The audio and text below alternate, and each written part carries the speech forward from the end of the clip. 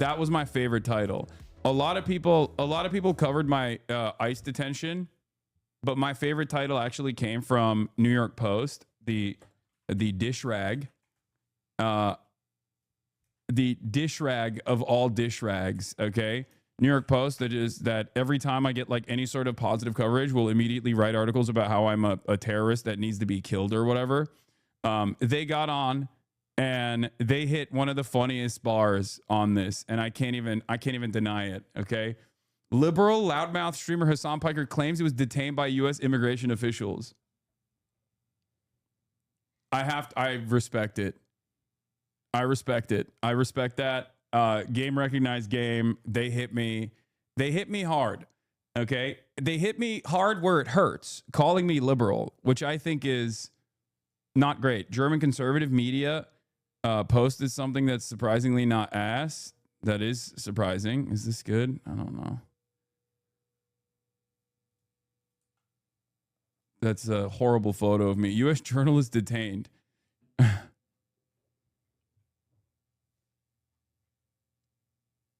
They hit me with a loudmouth. I am a loudmouth, and I respect being called that. But I do not respect being called a liberal. I don't appreciate that. I think that's crazy.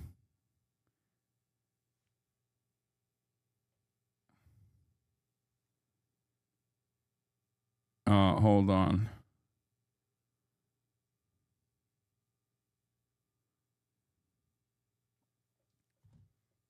Please call up Getty Images or something. You need more photos. That's not how that works. Anyway.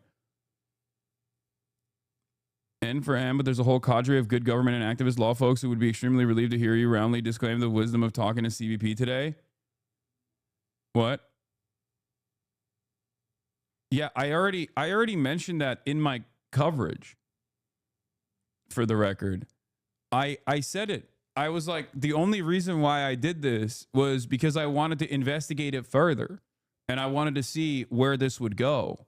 There was a red line for me, which was like if they wanted to engage in some sort of unlawful search and seizure of my property, but overall, like I wanted to see what they were like. It was a fact-finding mission for me, using my privilege that I have. You know what I mean?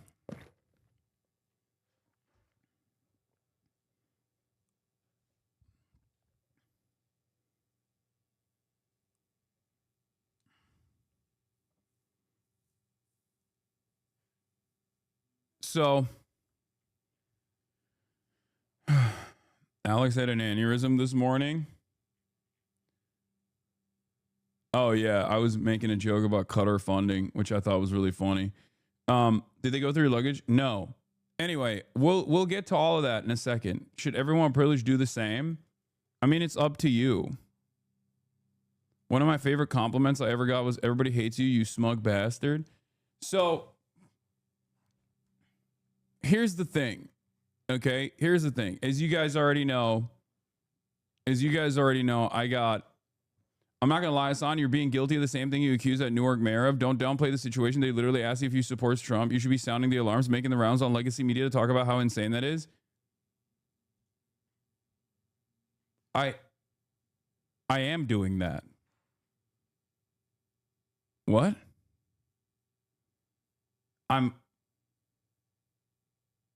I'm doing that. What the hell? What?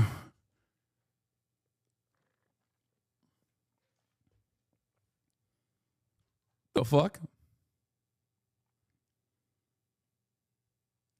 Some chatters are just some different kinds of idiots. Yeah, I don't know. There's already like, what do you want me to go? Wee woo? Like, what the fuck? Yeah, I criticized the New York mayor for saying the Customs and Border Patrol was nice. I didn't say that the situation that I had with the Customs and Border Patrol was nice at all.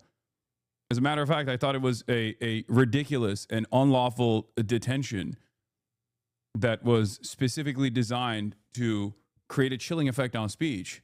That is very clear. Hello?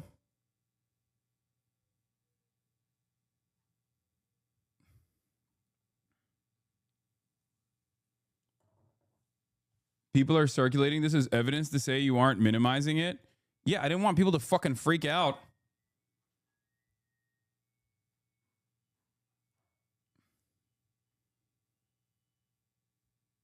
Like, what are we doing? Anyway.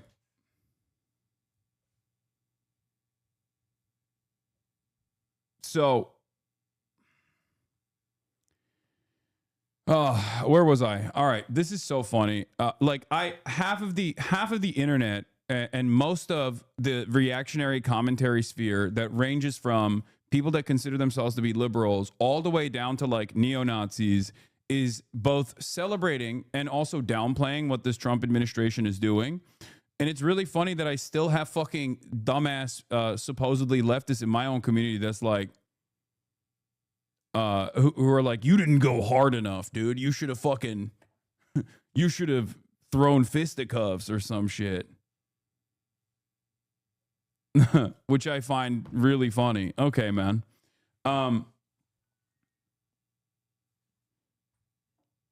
You shouldn't travel because they will grass you up, man. What does that mean?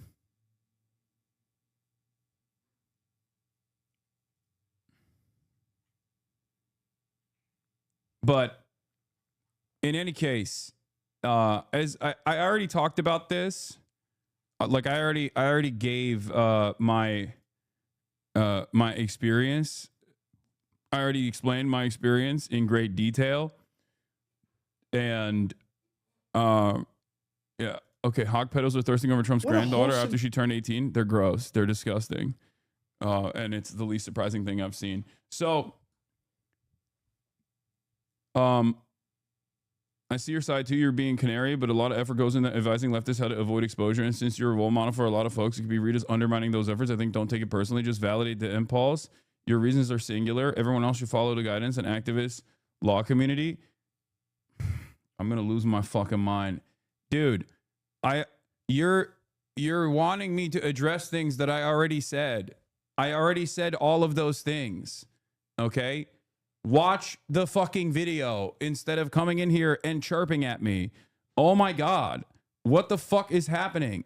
I already addressed all of this. I said I have a position of profound privilege, and I use that in this moment to actually talk instead of fucking immediately, doing what is normally wise in those circumstances, which is to not talk and to demand a lawyer or ask if you are being detained. I don't understand why my own fucking community, who was probably in here listening to me explain the situation, is now behaving in this way. What the fuck is going on? I mean, actually, what the fuck's going on? What is happening? What is happening? Yes, the other mics were on. I just turned them off. Thank you, chatter.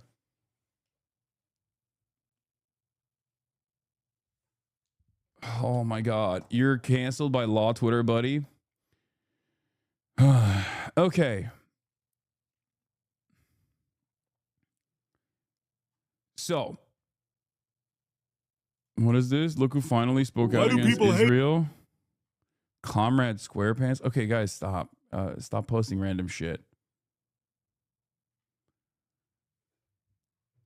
So, I dislike you, and I heard that. What do you mean?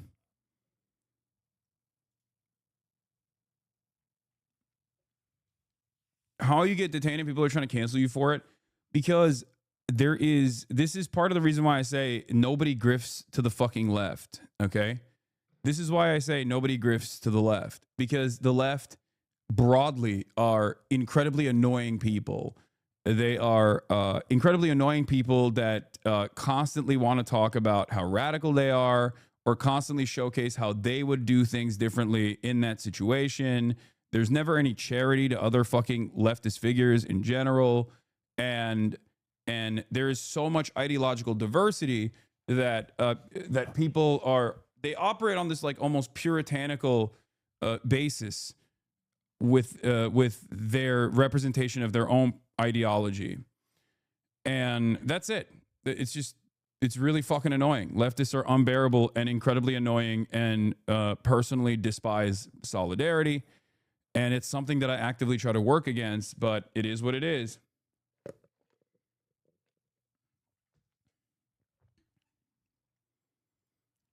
But yeah, I mean, here, this is a good summarization of the events that took place. This is from a progressive Now This Impact TikTok account.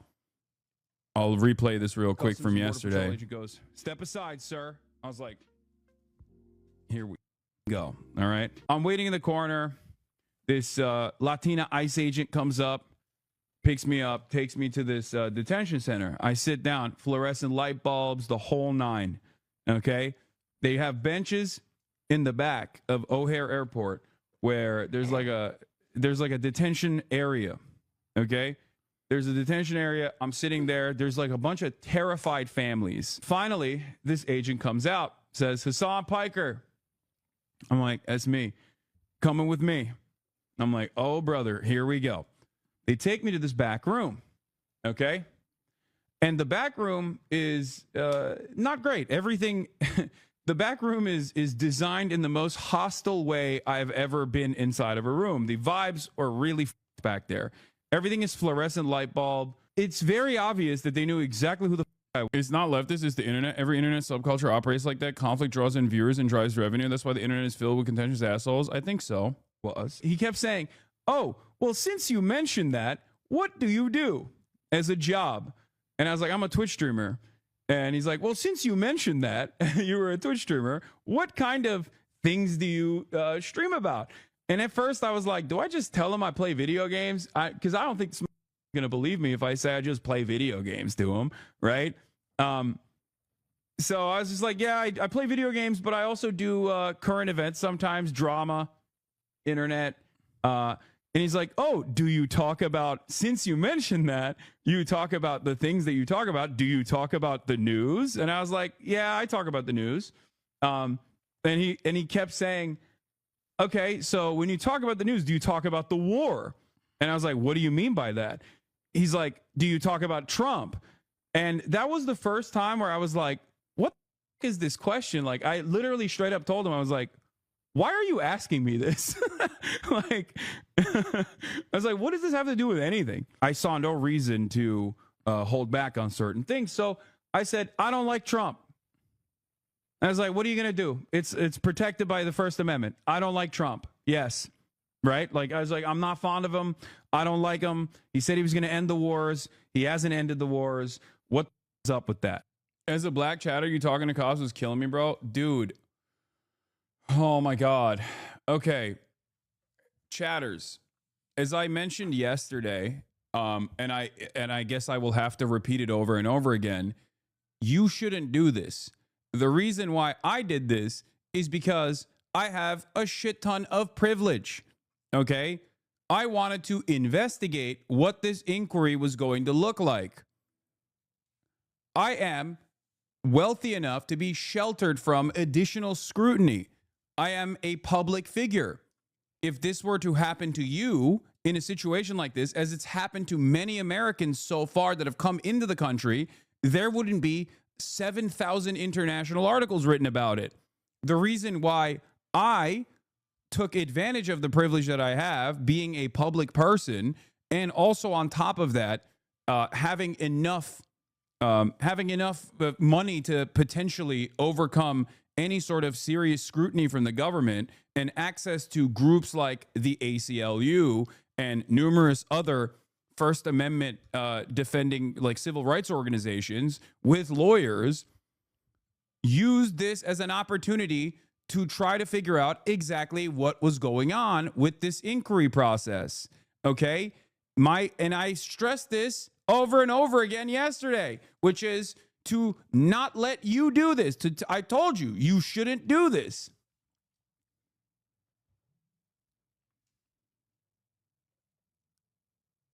This is it. I have immense privilege, which is why I had the opportunity, in my mind, I made this calculation to actually entertain this back and forth to see what was going on in their line of inquiry, instead of immediately trying to lawyer up in this otherwise the secondary hold or detention that they engaged in. Did you see Lolo's TikTok about you?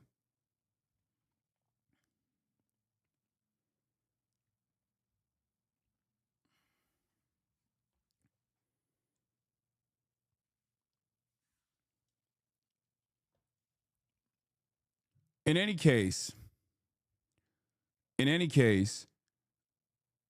from the way you described him, this Iraqi agent seemed begrudgingly to be interviewing you on the Twitch drama stuff. He wasn't really invested. I'm sure those white men CBP agents might have even known who you were. If you got them, it would have been 1,000%. Yeah, I mean, I can only speculate. Okay. And I don't know why people can't comprehend this, especially because I mentioned it. I stressed the importance of this over and over again. And I think people are still looking for any opportunity. People are still looking for any opportunity to be like, I would have done things differently, or you're being a bad example or whatever. Okay? There was never a moment where I said... So unless you live under a rock, you are probably aware. Americans are so cute because they'll have... What is this? So unless you live under a rock, you are probably aware of the reality that right now in the United States, things are getting more repressive. The state is becoming bolder. People are being taken off the street.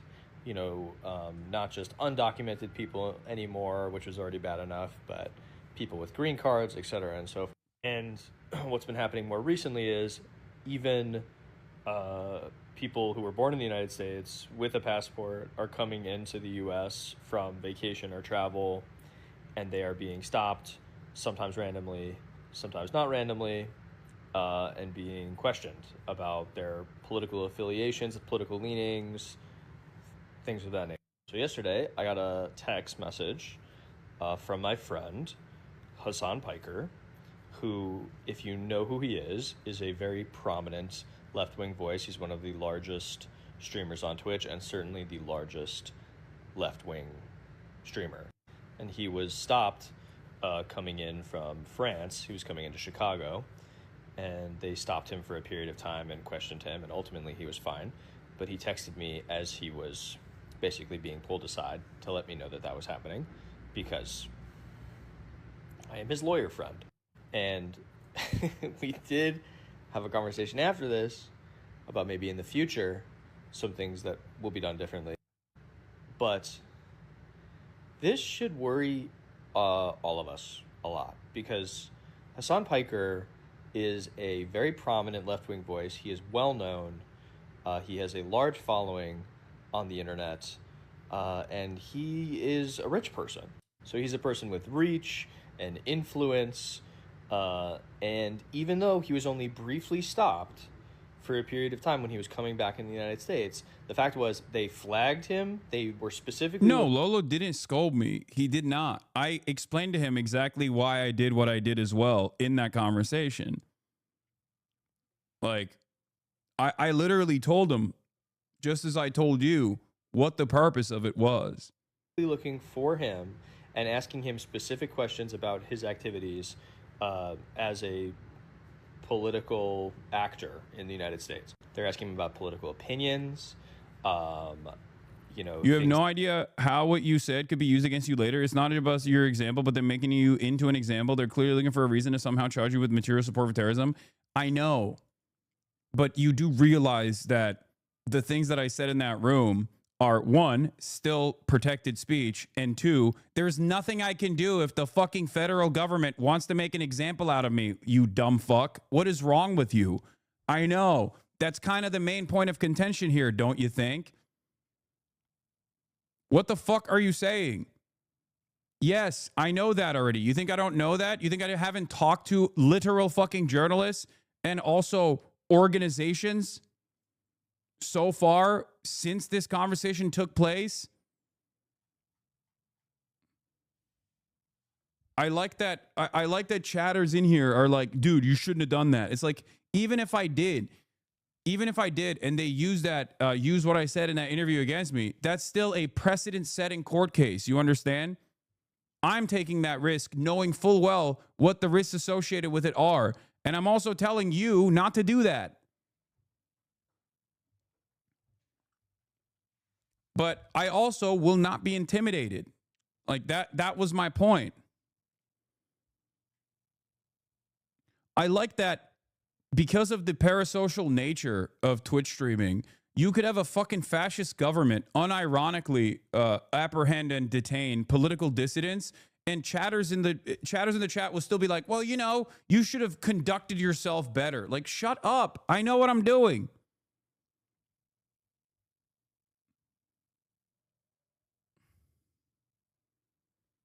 What are you saying right now?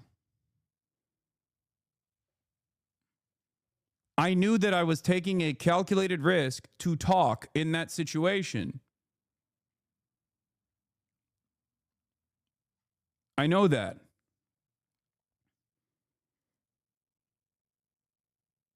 God damn. This was partially the reason why. I made this calculated decision, because I wanted to see what their inquiries were going to look like. I had heard from TikTok stories of American citizens getting apprehended at the border, getting detained at the border. Okay. And I had a different red line than some other people do. My red line was unlawful search and seizure.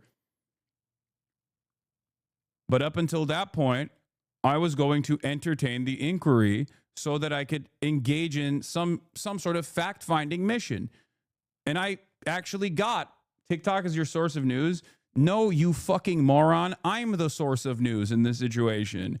That's what I'm saying. I had heard firsthand accounts from people, not just on TikTok, but immigration attorneys being apprehended at the border, for example, on NBC and numerous other news outlets that had verified reports. So when this situation came, when I was in the similar situation, I was the one who was like, okay, I'm going to see what this is about.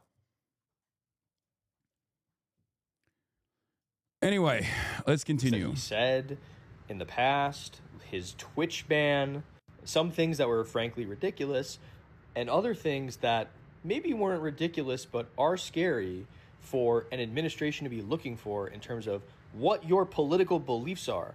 Your political beliefs shouldn't matter in terms of you being a United States citizen and you making transit in and out of the United States. Coming from France, mind you, like not coming from somewhere where there's things are unstable on the ground or there are actors that the United States considers to be dangerous. Just like coming from a trip to France. How can you trust things that happen to you? Are an anecdotal experience unreliable? Yes.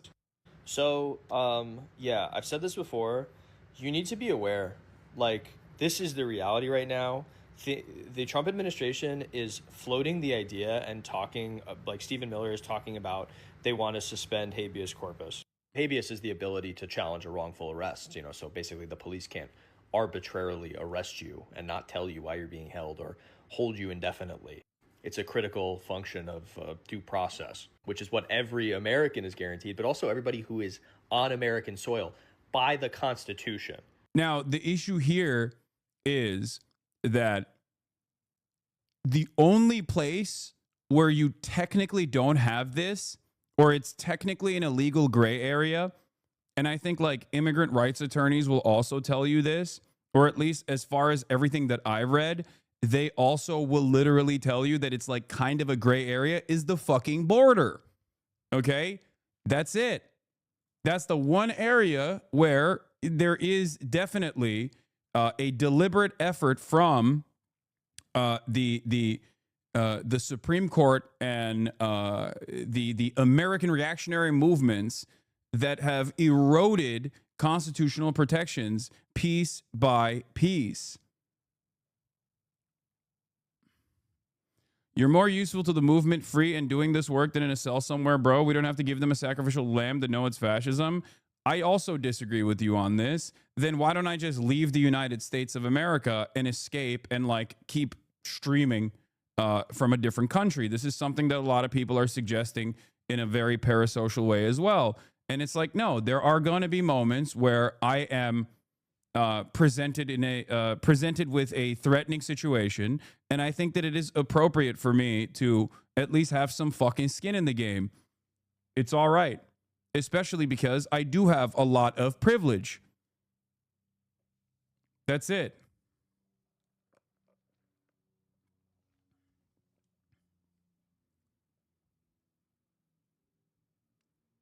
That's it. And yes, I will continue to travel internationally, and I will continue to talk about these things, and I'll continue to report on things that happen to me as well. As I've said over and over again, I am not a journalist. I'm a political commentator. I'm not an activist. I'm a political commentator. I'm an entertainer. But there are unique moments in my career where I do engage in some journalism, where I make some news, right? And my personal experience in that regard played a role here. That's established law, and that has been established law. We know that this administration doesn't care about any of that stuff and doesn't care about what the law is in actuality.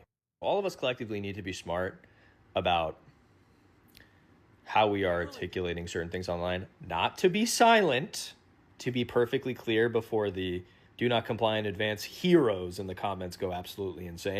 And really, wow, you are such heroes down there. I'm saying let's maybe try not to get black bagged and thrown in federal prison, because actually you're not helpful to anybody if you're there.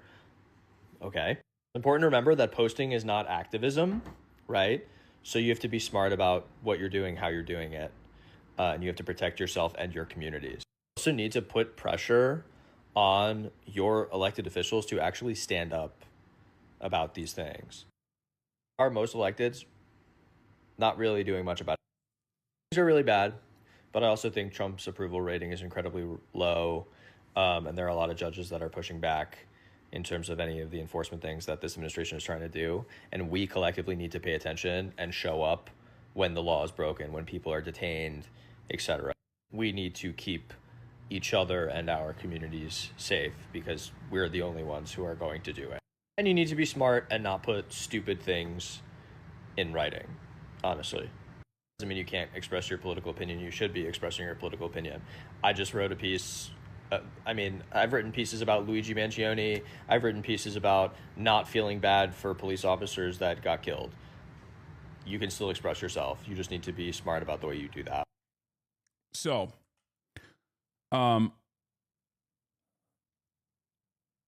there is, there's a lot of commentary, a lot of back and forth happening on this stuff, and there's been a lot of news coverage on it as well.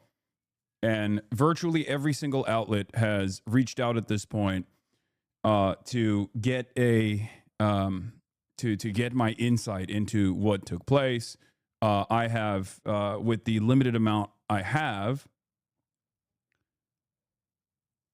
with the limited amount of spare time that I have, I tried to use that to the best of my ability and respond to questions and things like that. But overall, there was, of course, a lot of support from liberals who were terrified of the things that are unfolding. A lot of articles were written about it virtually every single major news article, major news publication wrote about it. Here's the New York Times. On Hasan Piker, popular left-wing streamer, says he was detained at airport. Mr. Piker said he was questioned for 2 hours on topics including the war in Gaza and President Trump. Popular Turkish-American online streamer said he was stopped and questioned for hours about his political beliefs by U.S. Customs and Border Protection after flying back in the United States from overseas on Sunday. Mr. Piker, 33, said in a live broadcast on Monday that he was asked about his job, his beliefs on Gaza and the President Trump, and other topics he discussed on his live stream while being held for 2 hours at an airport in Chicago. Mr. Piker, who was born in the United States, said he was passing through global entry and a U.S. Customs and Border Protection program that eases security checks for travelers deemed to be low risk when an agent asked him to step aside. According to Piker, a U.S. Immigration Customs Enforcement agent led him to an area he described as a detention center where he was taken into a room for questioning. It's very obvious they knew who I was, Mr. Piker said, using an expletive. He has about 4.5 million followers combined on YouTube, Twitch, Tricia McLaughlin, a spokesman for the Department of Homeland Security, said in a statement on social media that Mr. Piker's claims that his political beliefs triggered the inspection are baseless. Upon entering the country, this individual was referred for further inspection, a routine lawful process that occurs daily and can apply for any traveler, she said. Once his inspection was complete, he was promptly released. Now, I found this to be a very funny response, and the reason why I think it's really funny is because, and I tweeted about this already last night. I found this to be really interesting. One, because first and foremost, they admit to it happening. which is, you know, like they openly admit to it taking place, right? Saying that I'm lying for likes is very funny because they don't even deny that it took place. Okay? They simply deny that it was a political targeting. And I think it's important. I think it's important to take note of what the Department of Homeland Security is taking issue with here. Okay? What the Department of Homeland Security is taking issue here is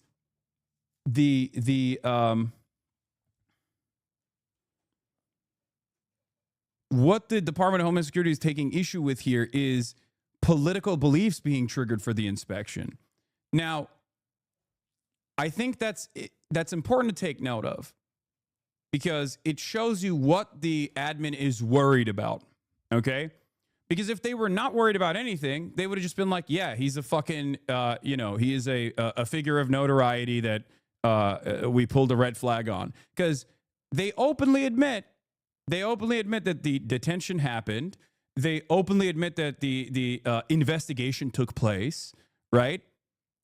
But they're worried about the backlash that they might receive given that this is perceived as a political targeting. Okay? To which I responded with, by the way, in the NBC article, what part of a lawful routine inspection requires the DHS to question me about my political views, my opinions on Donald Trump, or my stance on Israel and Palestine? The agent was cordial, but the experience, along with reports of other Americans facing similar questioning, seems intended to create a chilling effect on speech. As a taxpayer, I believe CBP agents should be focusing on actual threats, like preventing agricultural risks or combating trafficking, not interrogating people about their political beliefs.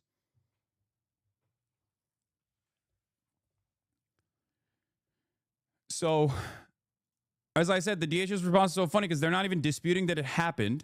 They're omitting the insane questions that were asked and instead claiming that I wasn't targeted for my political beliefs. Why'd y'all ask me about Trump, Israel, Houthis, Hamas, and my Twitch bans then? So that is what is interesting about the process. Either the DHS is lying about the political motivations for Hasan Piker's detention, or asking citizens about their allegiance to Israel is now their standard practice. Exactly.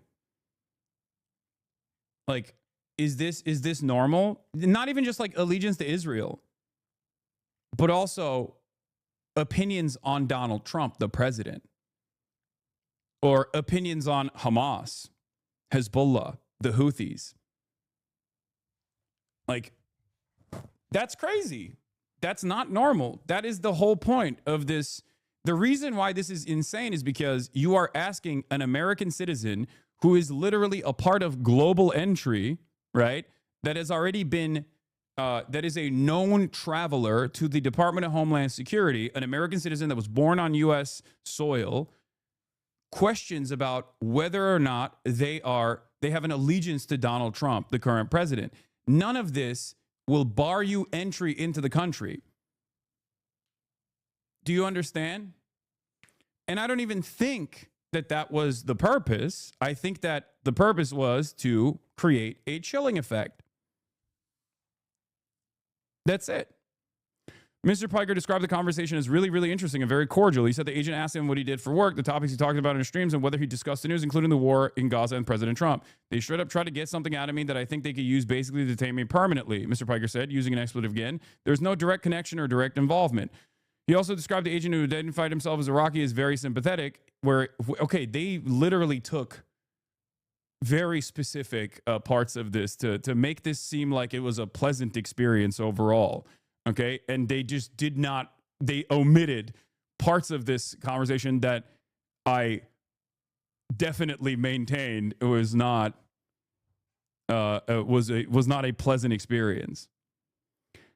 When he asked the agent why he was being detained, Mr. Piker said the agent told him it was routine. He also said he was repeatedly asked about his opinions on whether he was involved with Hamas, the Houthis, an Iranian-backed militant group that controls northern Yemen, and Hezbollah. Throughout the questioning, Mr. Piker said he was transparent in his responses and repeated the same answers, including describing himself as a pacifist who wanted the wars to end. In his broadcast, Mr. Piker said he planned to submit an online inquiry about why he was stopped.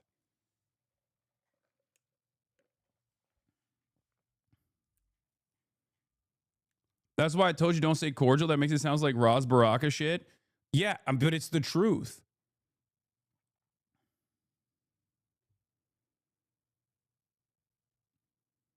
There's one citizen who has direct contact with Hamas, and through that, he facilitated the release of Eden Alexander. He's a pro-Trump Palestinian American businessman who arranged the White House-Hamas direct negotiations. Yes, exactly.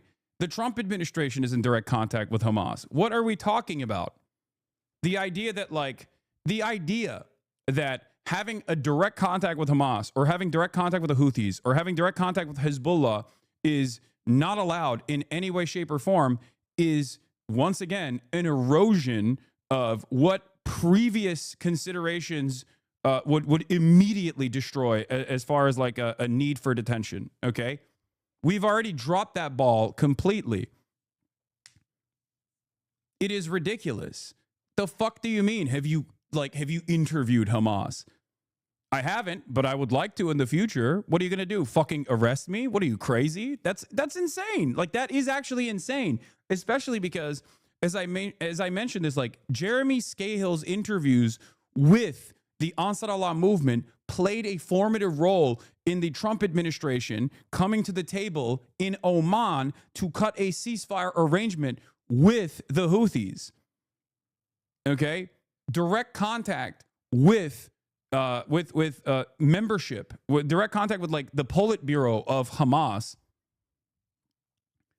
is an essential part of the Eden Alexander release that took place.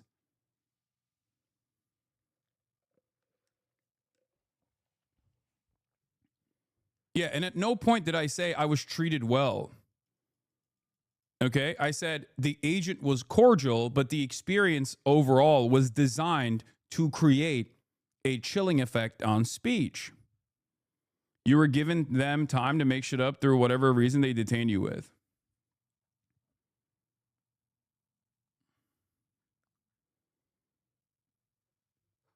I have mentioned this before, and I think that a lot of people don't understand this, but you absolutely are allowed right now under the First Amendment protections as a citizen or non-citizen to express support for Hamas. The idea that you cannot do that is ridiculous.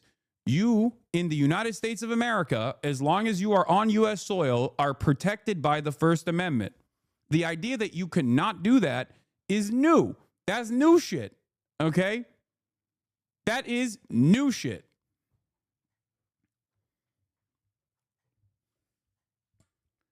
And even then, I personally was managing the risk in my mind and did not take it to that step when I was having a conversation with the ICE guy, okay, with the agent. I don't even know if he's ICE, Customs and Border Patrol, or potentially HSI.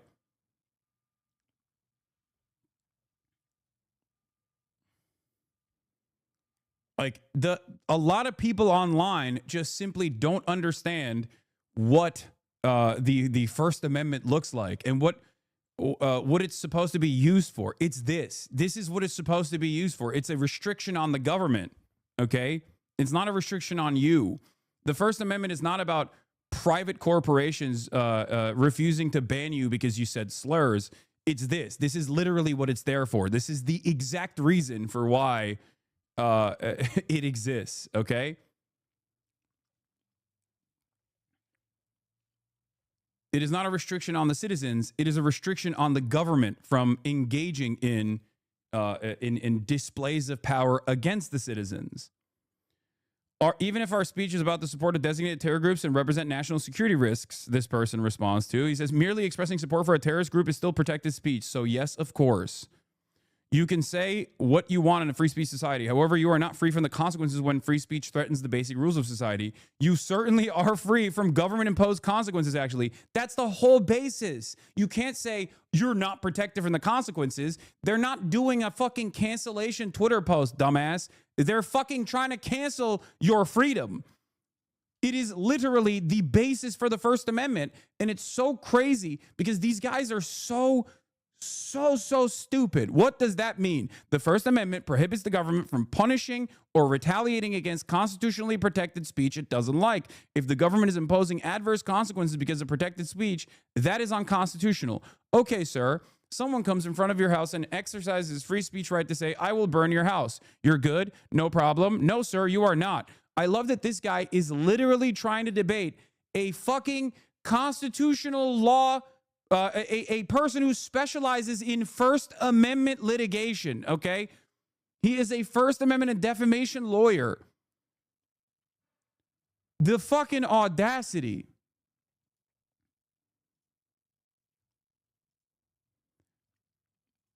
No, sir, you are not. No, why? Because that speech may have devastating consequences. So when a dude repeatedly and publicly states he supports a group calling for the death of America, there are consequences. If you cannot understand this, then you chose the wrong job. Except true threats are not protected speech. Saying I support Hamas is not a true threat. It is protected speech. So no, the government can't punish it, even if you think it has devastating consequences. Thanks for playing how to have no idea what you're talking about. If I were you, I might consider that someone whose job this is might know more about it than you. But then I'm not a moron. I liked your last sentence. You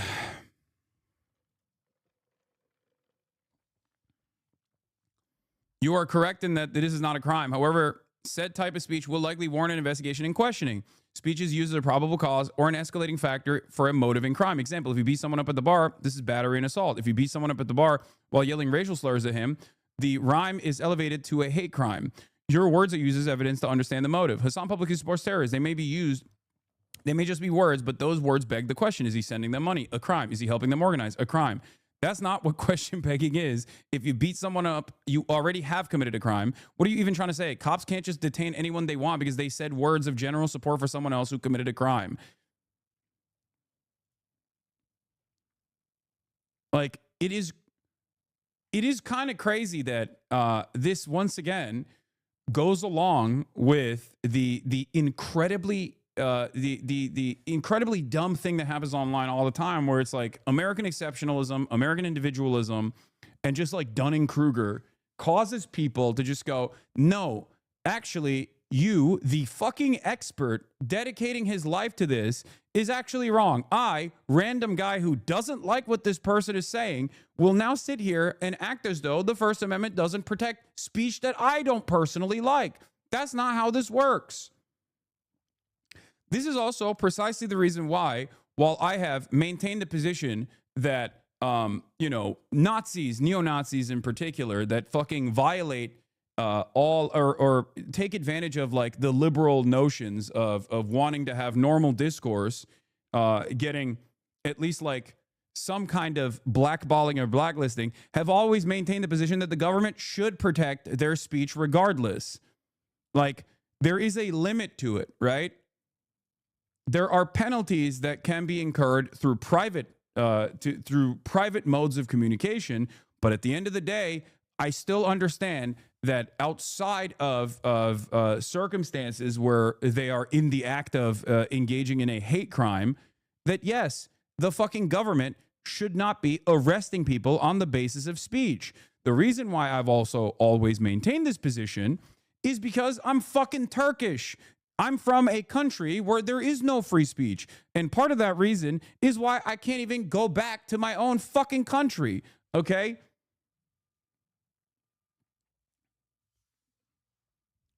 This is the point.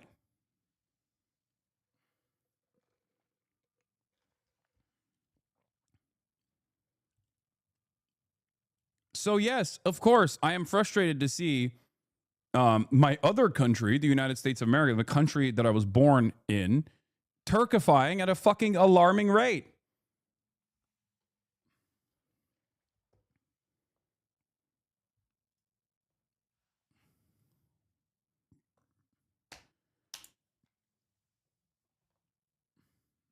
You were born in the U.S.? Yes. This conversation was even better. Platforming terrorist propaganda isn't protected speech. You are certainly no constitutional scholar. I'll say that much. You don't need to be a constitutional scholar to know that inciting support for a designated terrorist group crosses legal lines. But hey, keep defending the influencer industrial complex if that's your hill to die on. You don't have to be anything to know things that are completely wrong. I would imagine that's one of the principal benefits of being a moron. Imagine thinking the Constitution protects influencer cosplay while they regurgitate talking points from foreign terror orgs. You are not defending free speech. It does. Like, even if you think that that's what I'm doing, it literally does protect that. It precisely protects that. I don't... This is one of those things that is incredibly frustrating to me. And it's kind of funny seeing others who are now having to deal with what I have to deal with on a fucking daily basis.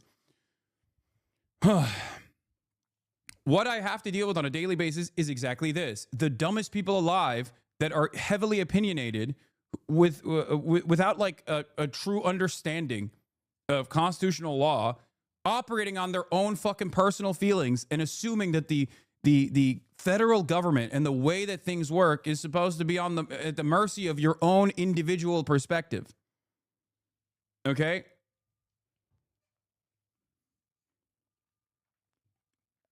And the reason why I'm talking about this is because every single dumb fuck First Amendment defender, every single dumb fuck free speech guy on the YouTuber orbit has basically unified in taking exactly the same positions that you're hearing with these fucking blue check marks going after a fucking First Amendment lawyer. Imagine thinking the Constitution protects influencer cosplay. No, imagination necessary. That's exactly what it does. Curious that you say the words regurgitating talking points and then you're not defending speech. What exactly do you think speech is? Speech ends where material support for terrorism begins. The Constitution isn't a suicide pact, no matter how badly TikTok lawyers want it to be. You spelled speech wrong, by the way. You're using words you read on the internet, but you don't understand again. If I'm misusing terms, you should be able to explain why without using sarcasm, a smug filter. But you haven't, because deep down, even you know there's a line between opinion and laundering narratives for designated terror groups. You just don't care where it is. Why would I do that? You're immovably convinced that you're right without the slightest clue of what you're talking about. I'm not wasting my time on that. I'd rather do something fun like this. So instead of explaining your position like a lawyer, you're lobbing playground insults and dodging substance. If you want me to act like a lawyer for you, there's a fee arrangement that comes with it. This is an office, not a courtroom. This is the internet. If you hadn't come in hot, then consistently insisted you were correct, maybe I'd feel it was worth my time. You're bad. Guys who think free speech is when their friends get canceled for fucking saying slurs fundamentally do not understand. Okay? Yeah, the Supreme Court of the United States has literally ruled that actual terror organizations like the American Nazi Party is protected under the First Amendment. It is fucking ridiculous. Okay? This is one of the unique things about the United States of America and how expansive its First Amendment protections look like, as opposed to other liberal democracies around the world. Okay?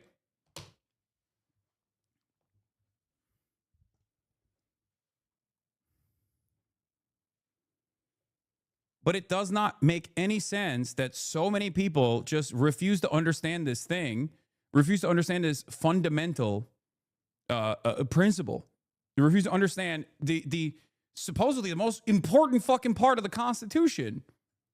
They're just like, no, I don't understand. Free speech is only when I say slurs or only when my friends get upset that titties are getting smaller in video games. And actually, when the government decides that a person that I don't like is going to be falsely detained or whatever, then it's actually good. It's not protected by the First Amendment. It's like, no, that's the only thing that is protected by the First Amendment in these conversations that are taking place.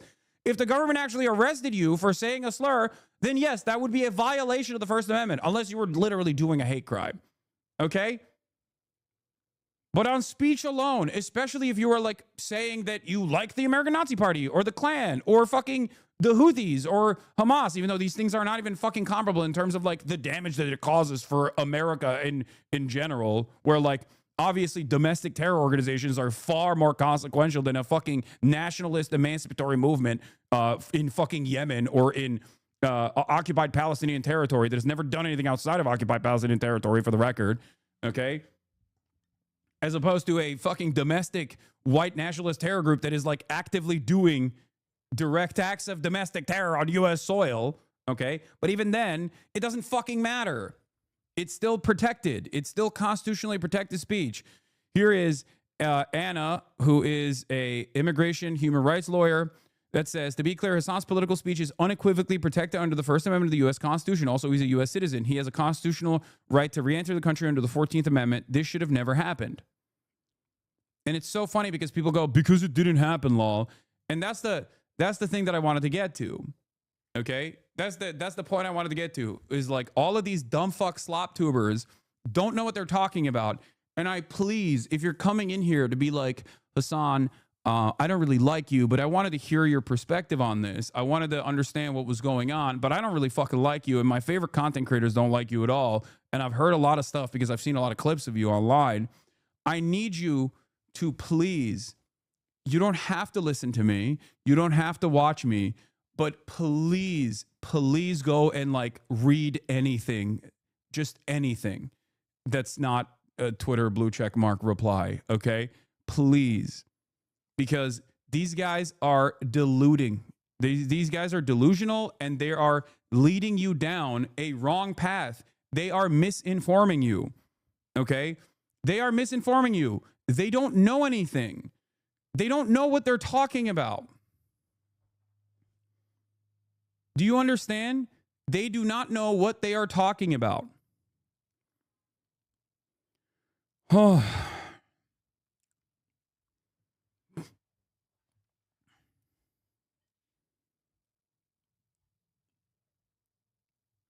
This is what is frustrating about this process. There are a lot of out of touch, delusional, uninformed, apolitical, okay, content creators out there, slop tubers in general, or people like Asmongold, or people like, or people like Ethan Klein, like people that are just like angry for no discernible reason, or angry for whatever their own personal vendetta is, and they just basically fucking delude people into believing wrong things. They push people into believing incorrect things. Okay? You don't have to agree with my positions on this, but when I tell you something about First Amendment protected speech, I'm telling you the truth. Okay? My dudes don't like you, so I don't like you. I know nothing about you. For all I know, you advocate for human rights, rehabilitation, peace, and overall betterment of mankind, but because Ethan likes you, you must be bad. Be better. The one dude calling the First Amendment lawyer a Twitch mod is an insult to tell you about his whole worldview. I know. They're glazing the DHS statement as a progressive community. Yeah, I saw like the 100+ posts that fucking community has made. It's crazy. I mean, they're completely done. They are no longer a progressive community at all. We knew that already, but look at this. The H3 issue production subreddit has now posted about Hasan over 110 times in the last 24 hours alone. Even Hasan's own Reddit page doesn't talk about him this much. Ethan Klein works alongside CPP to get Hasan detained routinely as far as back. People call Chicago Chirac are looked down upon here and is usually used by MAGA. We have a saying here, shut the fuck up about Chicago. Hasan implies that Admin Culture killed himself. Hasan sitting in his daddy's lap. Hasan taking a question at O'Hare Airport by border agents. Hasan community shows that they're racist once again. Like, Homeland Security. They literally posted Homeland Security, nothing but lying for likes. Can you imagine being a supposedly progressive community and looking at the fascist Trump administration's Gestapo agents openly admitting that a detention happened, but then saying that it wasn't political targeting, and agreeing with the Department of Homeland Security because of your, not even your own personal convictions about a Twitch streamer that you don't like, but because of your favorite content creators' opinions about a Twitch streamer he doesn't like? Will he ever be punished for this behavior?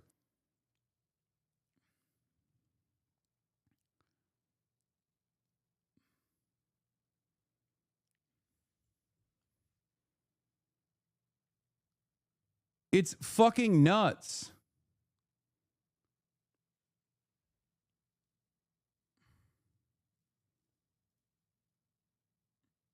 Hasan claims Customs stopped him for additional questioning when he re-entered the U.S. Why would Destiny do this to Hasan? DG operatives. Why would Disney do this to Hasan? You support terrorists while entering a country with a hyper-nationalist president who's ignoring courts. Why are you even in the US? You could literally live anywhere on the planet. He chooses to live in a country he despises with citizens he despises. It's so fucking weird and cringe. He's a communist with a Gucci bag. Got his product kicks. Got to have his swag. Isn't he a Turkish dual citizen? Why is he paying American taxes he used to fund the genocide? Like, look at this. What the fuck is happening? I thought these guys hated Trump. What is going on?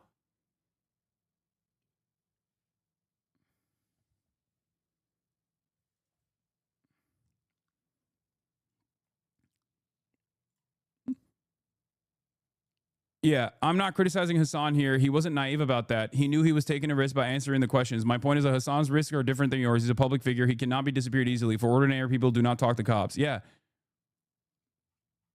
Every answer generates more risk for you. That's why they want to keep you talking. They think you'll eventually mess up and say something that can be used against you. And eventually you will mess up, and it will. And yes, this is correct. This is why I also repeated this position initially when I talked about this yesterday.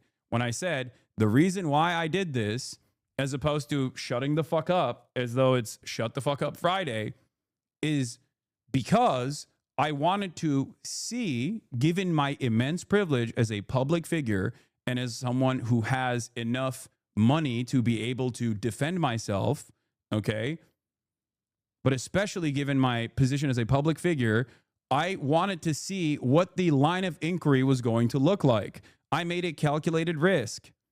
I put myself in a position that was threatening deliberately by choice because I wanted to see what would happen. I wanted to see what they were interested in asking. Okay, I wanted to see what the government was doing as far as their normal routine process. I do not advise you to do this. You should not do this. Okay. You're still bitching about this. That's so funny.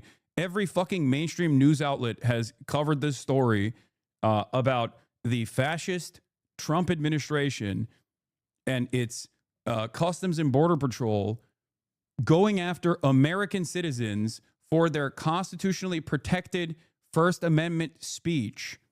And you're like, wow, I can't believe you're fucking on this still. It hasn't even been like 48 hours since this took place, okay? If you can't comprehend how dangerous this is, okay, I don't know what to tell you.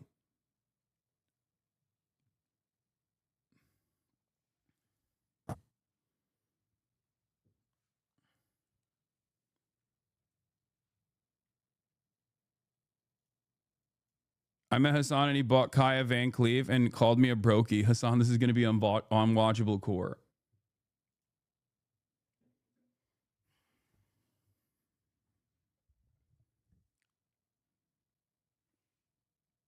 In any case, like I said, this is not, this is not something that I urge you to do. You should not do this. I use the immense privilege that I have in this process to see what the line of inquiry would look like. And I think that it's good that there are more eyeballs on this now, especially considering that this happens to regular American citizens. This has been happening to regular American citizens, and the news coverage on this has been the news coverage on this up until this very moment had been limited. Okay, but doing this to someone with my level of elevated public status, of course, was going to trigger a lot of alarm bells, especially considering that while your favorite SLOPTuber might not consider me to be a media personality, mainstream media does. Adults do.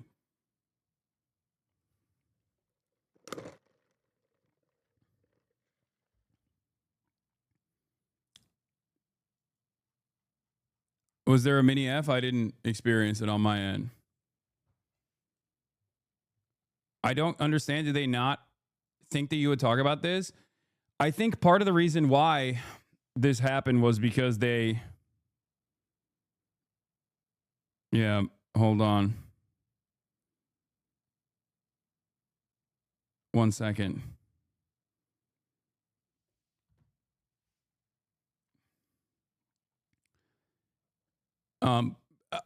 My suspicion, I can only speculate, but my suspicion, check out the photo they used for you on this.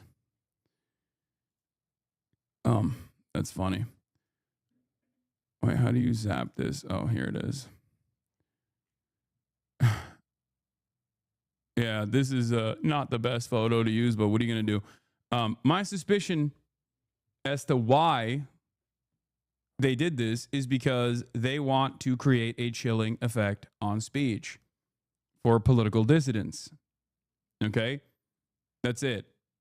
And the reality of the matter is, given my background and given the stubborn nature, I am probably one of the worst people to try and do this to, because it's only going to reaffirm my commitment to speaking truth to power. And this should not scare you. Okay? Another TikToker I follow just went through the same thing. Come on, dude. God damn it. Take a week off. All right, that's...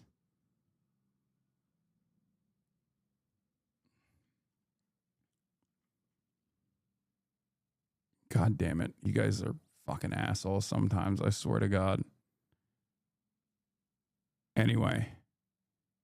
Let's see what the New York Post posted and said. Hasan Piker claims U.S. immigration officials attempted to detain him permanently after they allegedly stopped him for questioning when he arrived from France to Chicago over the weekend. In a 40-minute live stream, Piker recounted the incident, alleging that agents bombarded him with questions about his views on Hamas, hinting at what he described as an attempt to build a case against him. They straight up tried to get something out of me that I think they could use to basically detain me permanently, Piker told his audience, insisting that he kept his responses firm and repetitive.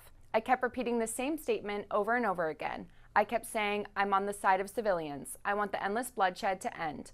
I am a pacifist. I want wars to end, he claimed. Piker, who has cheered both Hamas and Houthi terrorists on his platforms, portrayed himself as bravely stonewalling the agents' questions, even as he is known for repeatedly calling Israelis inbred and defending some of the most extreme that's awesome. positions regarding the October 7th Hamas terror attack against Israel that left more than 1,200 people dead. The far-left streamer claimed that the detention was part of a broader effort to create an environment of fear and suppress dissenting voices like his. Nothing I have done online is illegal as of now, he said, warning that laws may change in the future and they might actually start prosecuting speech, which I do fear is the goal of this administration. Despite his claims of oppression, Piker is widely known for his lavish lifestyle, driving a $200,000 Porsche, living in a multi-million-dollar home in West Hollywood, and raking in millions of dollars a year from his online streaming ventures. That's so funny. Like, they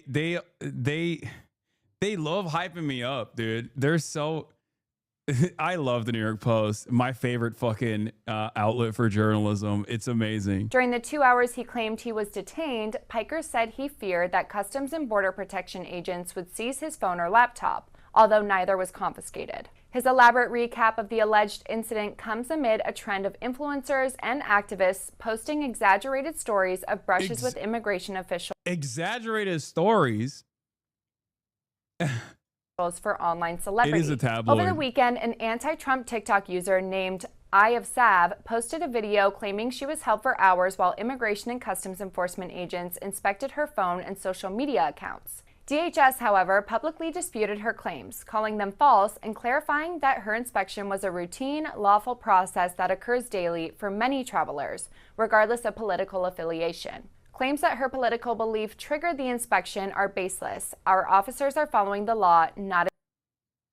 Yeah. I don't claim to be oppressed at all. Federal agents detained and questioned Hasan Piker at O'Hare International Airport in Chicago, and I don't care if you love him, you detest him, you don't know who the hell this big-bodied, small-headed bastard who every picture it looks like he wants to make out with himself is. But the situation That's in this crazy. news, at the very least, it should make you somewhat concerned, because it's not just this outlier situation that's happening in a bubble. And with what just happened, you have him claiming that his detention and interrogation were not random. With Hasan going public and saying that he was questioned about his political views, including whether he supports Trump and whether he's connected to Hamas or affiliated groups in the region, and ultimately accusing the administration of trying to silence dissent with intimidation. Right, one of the things that we need to note here, because we're talking about someone trying to enter the country, we've seen a number of instances, is that Hasan was born in New Jersey and he's a US citizen. With Hasan then later expanding on the experience in detail on his stream. They knew who I was, and they were ready to receive me. Let's just say. And it wasn't a very warm welcome. And there were definitely areas where I was very revealing about my position, knowing full well that they know exactly what they're looking for. I saw no reason to hold back on certain things. So I said, I don't like Trump. I was like, what are you going to do? It's protected by the First Amendment. I don't like Trump. But that said, when he asked why he was being detained, the agent reportedly told Hasan that it was routine. With Hasan then claiming that rather than questions about Trump, there were a lot about his views in connection to Israel. He kept saying stuff like, do you like Hamas? Like, do you support Hamas? Do you think Hamas is a resistance group? I kept saying a couple different things. One, in terms of like Israel and all the wars, I was like, I'm on the side of civilians. I want the endless bloodshed to end. I am a pacifist. And every single time he asked me a question, a leading question about Hamas, I kept saying, the United States State Department recognizes Hamas as a terrorist organization. The United States State Department recognizes Hamas as a terrorist organization. And from there, he had Hasan saying that the questions went from being about his views to asking if he had any contact or involvement with Hamas as well as the Houthis or Hezbollah. They straight up tried to get something out of me that I think they could use to basically detain me permanently. Now, with all of that said, on the other side, you had officials denying that Hasan was targeted over his beliefs during what they called a routine and lawful inspection, with notably DHS spokesperson Tricia McLaughlin accusing the streamer of, quote, lying for likes, and going on to say, claims that his political beliefs triggered the inspection are baseless. So follow to stay in the loop. Yeah, Crash Out's asking. What is the charge? Enjoying a meal, a succulent Chinese meal? Why didn't you just stay silent versus entertain the questions? Oh my God, how many times do I have to fucking describe it? Look at all of the media coverage that has unfolded since this took place, okay? As a person with immense privilege, I wanted to use the opportunity of my own unlawful detention at the border to investigate further what their line of inquiry would look like, okay? Richard Medhurst is actually being charged and facing. Do you care about what has been happening with Richard Medhurst? Wait, what? And not cosplaying. When have I? What? Why are you coming in here so hot with like a weird accusatory tone?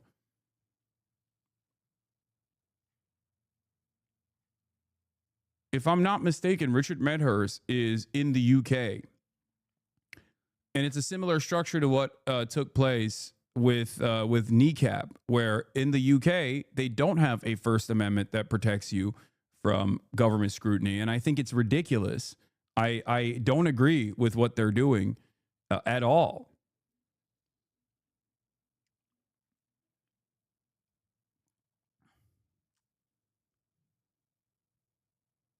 Yeah. Why would Phil describe you like that? Are you guys not friends? No, he was memeing, chatter. What do you mean? He said I had a small head. Like, what are you talking about? I saw so many Ethan fans go say this along the lines of, oh, people go through this every day. He's not unique, which makes no sense. Like, how does that justify it? I know. And that was the reason why I also entertained the line of questioning instead of engaging in the active shut the fuck up Friday. Because yes, a lot of people have actually gone through this experience, but a lot of people do not have a platform such as myself as a political dissident, as a media figure. That is the reason why I wanted to see what the line of questioning would look like. Okay? because I wanted to voice a concern through my own personal experience of what the federal government is doing here to a lot of random American citizens. Okay? That's it. That's the point.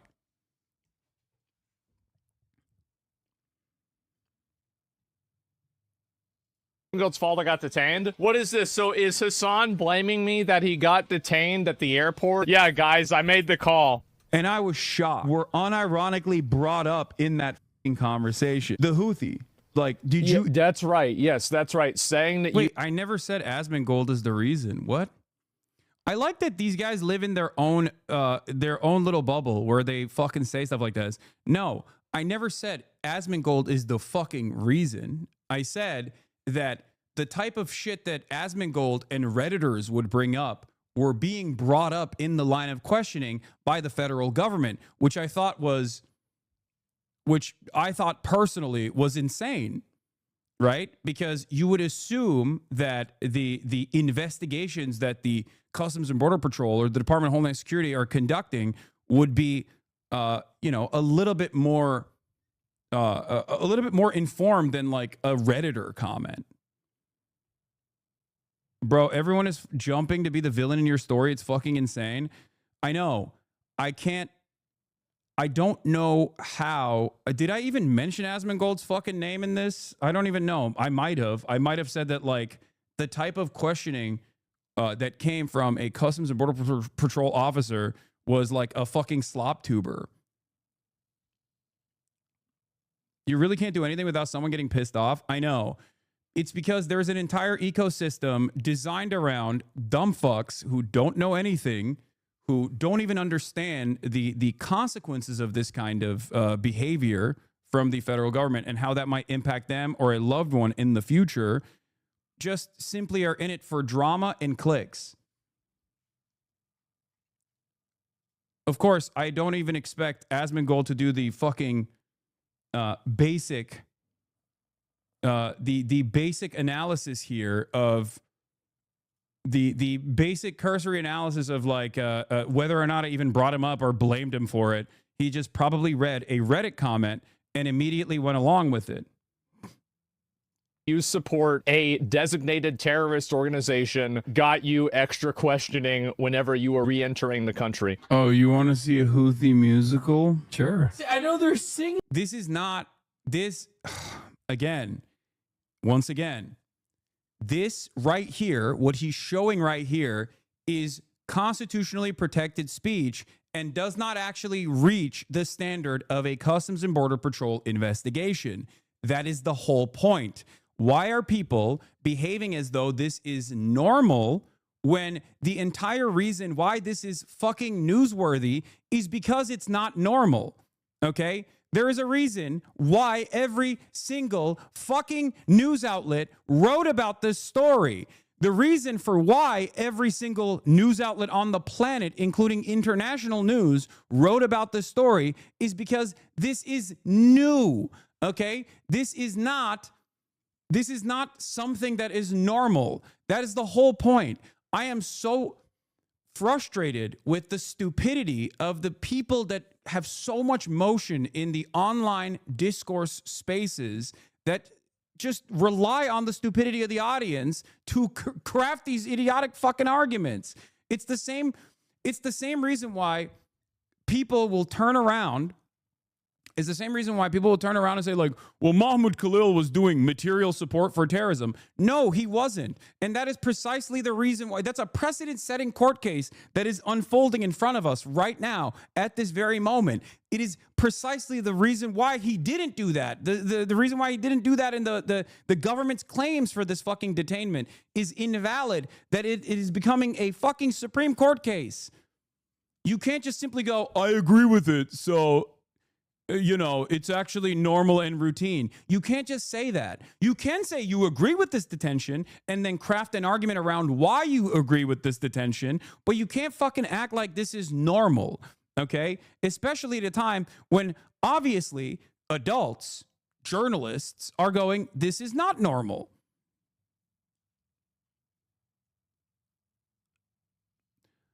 Very frustrating that stupidity is rewarded over and over and over again, okay? You can't even get your rights violated without some moron chirping, bro. I really do not envy you. I know.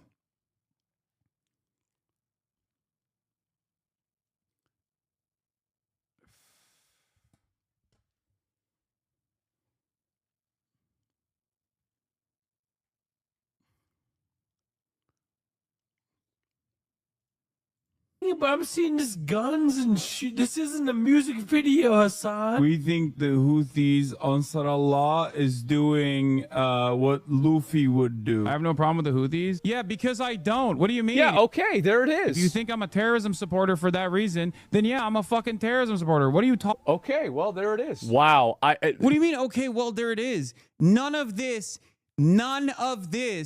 is reaching the boundary that is. You can't just say there it is and then that's your argument, okay? This is still very much constitutionally protected speech. Please, what the fuck is going on? It's so basic. I feel like a 14-year-old understands this fucking concept. Oh my God. I guess you don't believe in free speech, which we knew already. He does not. Can you believe the levels of oppression that we have today? Fucking gotten me arrested is insane. And I genuinely, in that moment, was thinking like, these dumbass slop tubers are actually playing with fire. And I even thought... Really? Playing with fire? Okay. About, yes. They are. They are. By the way, I like that Asmongold immediately assumed I was talking about him when I said slop tubers. I guess he knows that that he is a slop tuber. Yes, the fact that the federal government is utilizing lists from terrorist organizations like Beitar to actually conduct unlawful detentions and deportations of student activists. The fact that the federal government is literally conducting investigations that basically revolve around like slop tuber drama is alarming. Okay? Yes, that is what is going on here. That is what is alarming about the situation. It's still crashing out pure cinema. This is, oh my God. Oh, chatter. I am a political commentator talking about my own personal unlawful detention by Customs and Border Patrol, which is a matter that has escalated so severely that international news is covering it, because it is unprecedented in its nature,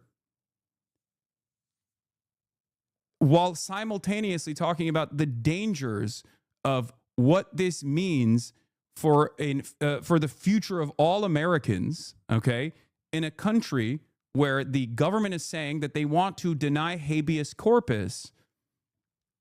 This is my job. It happens to be a unique instance where it's not only my job, but it's also something that I have personally experienced. This is not a crash out.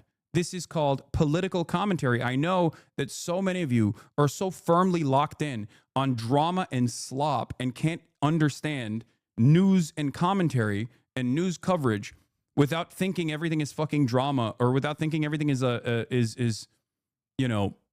slop. It's very frustrating about not even mentioning this, because I was like, I don't want to give him any. Okay, so that's the first lie here. Does anybody actually believe that he actually thought of not mentioning this? He actually instantly tweeted about it, and since then reposted it dozens of times. The reality of the matter is 100% the Trump administration is working with a lot of these fucking dipshits. These That's right. I made the call yesterday when No, oh my God. Oh my God. It's extra frustrating because not only is this incredibly stupid, okay, but it's extra frustrating because I know the audience is incredibly stupid and they don't fucking have the reading comprehension here. And all they will do is listen to Asmongold's framing on the matter. My opinion here is the unique nature of the federal government's incompetence paired up with their interest in violating people's constitutionally protected First Amendment rights. Okay? It's not only serious, it's not only incredibly dangerous, but it's also incredibly incompetent. Okay? It's incredibly incompetent. For example, and this is an example that I used in my commentary yesterday, the Trump administration's Central Command used targeting from a random Twitter user. And in the process of using targeting from a random open source intelligence account from the Netherlands, they ended up killing 8 civilians in Yemen because of one of the targets that they had created. This random open source intelligence account living in fucking Netherlands caused the federal government and caused the military to go and strike a random area in Yemen. Okay? The State Department has actively worked with organizations like Beitar that are insane. They're terrorist organizations. Like they have 501c3 status, but they're like very actively and known to be terrorist organizations. They claim to be open Kahanists and Jabotinsky supporters. These guys are creating the deportation list for the fucking federal government. That's the reason why Rumeysa Öztürk was detained. That's the reason why she almost got deported for writing a fucking article on a student newspaper. This in and of itself is so shocking and so alarming. And my job is to, of course, talk about this from the perspective of free speech. It is my job as a political commentator. These guys do not understand anything. They think everything is fucking drama. They do not understand how this can impact them as well. Hasan wasn't in the country, he was in France or whatever. And I was like, Donald, all right, we've got our chance. He's going to be coming back in a day or so. So just, yeah. Dipshits are playing a formative role in getting people in trouble with the law. Yes, that's the point. We don't want people supporting terrorism, promoting terrorism on the platform. So wait, he proved the point that I was making. I'm 99% sure it was the Trump administration is inadvertently working with a lot of these dipshits, but Asmin's editor cut out the inadvertent part. I don't know what the original comment I made was. I don't remember, but I mean, I guess we can find it and look at it and see if he actually cut that part out. But it doesn't fucking matter because he then turns around and admits that, like, yeah, we want that. We want this to happen. We want the federal government to go after people that we don't like the fucking speech of. Like, he then turns around and admits the point that I was making, which is that this is dangerous. This is danger. This is, you're playing with fucking fire. Like, what an insane fucking statement. Like, what's the argument here? That you want me to be in fucking federal prison because you don't like my commentary on American foreign policy? What a psychotic thing to admit. This is the type of shit that should instantly cause someone like this to, and their fan base to go, what the fuck do you mean?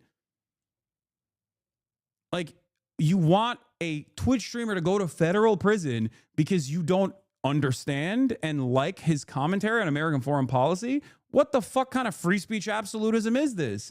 So you're not a free speech absolutist. You are not a free speech defender at all. And it's what's shocking about this is that it doesn't even revolve around like genuinely held convictions or political disagreements. It's just simply drama and how much the algorithm will feed Asmongold. That's what's so fucking psychotic about it. The way Asmon talks about you in this administration is the same commentary he had when watching World of Warcraft videos. I can't see him as more than a biggest slop boss. I know.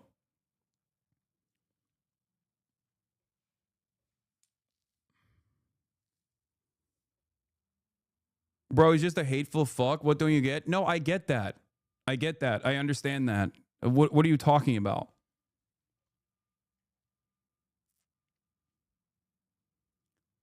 What these guys do not understand is they just stand on this position where they personally think, they stand on this position and they personally fucking think that this won't actually impact them at all. Okay? And they're stupid for it. Yeah. Mike from PA said, oh, here, this was the tweet. I also retweeted this as well, but here, he also had these statements as well, where he was just like, yeah, are actually playing with fucking fire. And I even thought about not even mentioning this because I was like, I don't want to give him any sort of like power over the situation, but like, the reality of the matter is 100% the Trump administration is inadvertently working with a lot of these fucking dipshits. Yeah, I did say inadvertently. And they cut it out to make it seem like I said the Trump administration is working with these dipshits. It's so silly. It's so silly. It's so disingenuous. These dipshits are playing it's so bad faith, but it doesn't even matter. Look at the disdain that he has. This fucking cockroach. Really interesting was in the actionable side of things. Yeah. They also asked, have you ever interviewed a member of Hamas? Have you ever had a communication or correspondence with a member of Hamas, Hezbollah, or the Houthis? Now, what's really fucking insane about that is that as someone who works in media, sometimes I do actually do journalism, right? As I've maintained this position over and over again. And I said that I would. Journalism is when you tell people that they're like anime characters. Yeah. Okay. First of all, bro, be for real. Asmongold defended you at the start of all this and extended charitability on almost all occasions until you continue to slander him. What do you expect? Back at the end of the day, what are you talking about? What the fuck are you talking about? I've never even demanded that he gets fucking banned off the platform. You know that, right? Even when he said Palestinians are an inferior culture that deserves to be fucking genocided.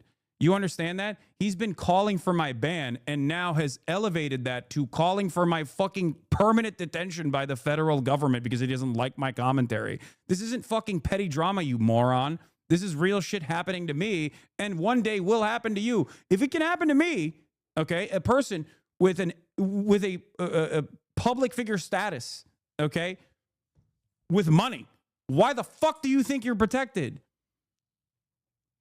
God damn.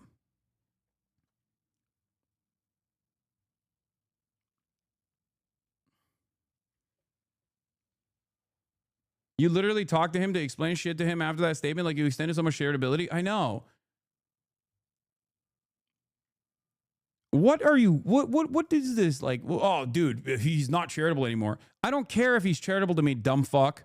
There's a difference between charitability from Asmongold or whatever and also actively supporting the fucking federal government, packing up people that he personally has a distaste for their opinions. Like, what do you mean?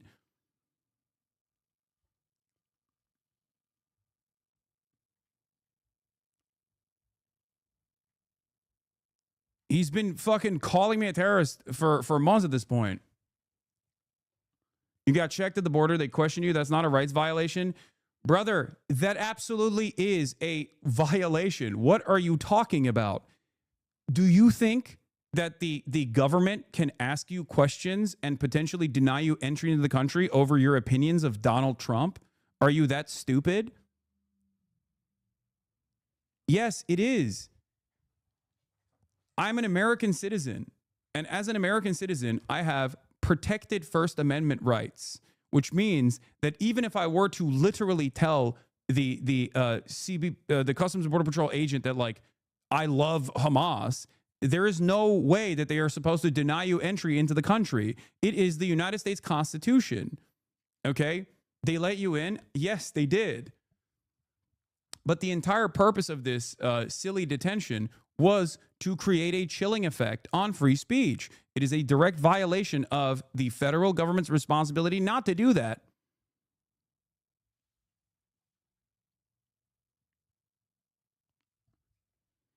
If you're coming back from Colombia and had pics online of you with kilos, you get searched too.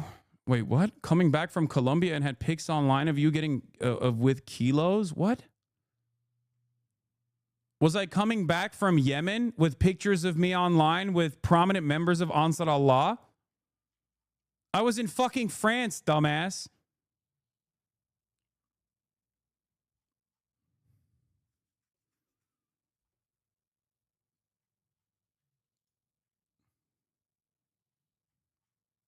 What are you saying? How is this? Do you understand why you had to reach?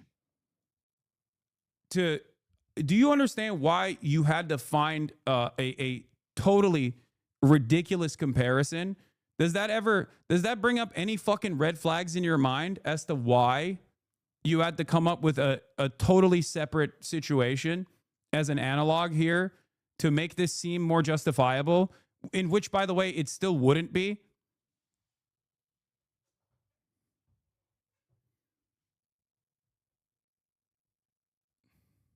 They didn't put you in jail. They didn't charge you with anything. They didn't think anything.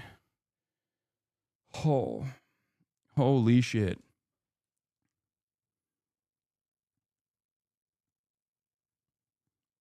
It was an unlawful detention where the line of questioning revolved around my loyalty to the current administration. If you cannot understand how this is a severe escalation from the current government, I don't know how to explain this to you. And it will inevitably happen to you as well. Also, possession of narcotics or evidence of your possession of narcotics is not the same thing as protected speech.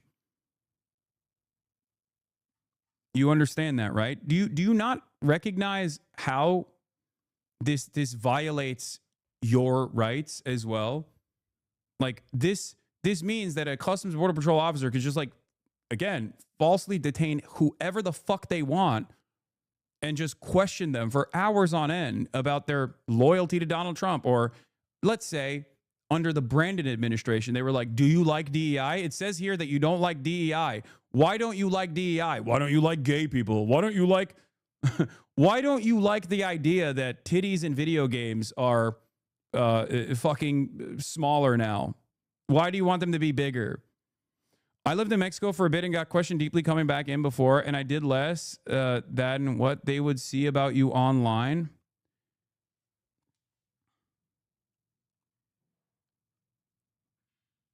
I guess at this point, it just, you know, this guy is just a bootlicker, right? Like he's basically saying that, like, you know, it happened to me and it was an unpleasant experience, but it's totally normal and it should happen to every single person.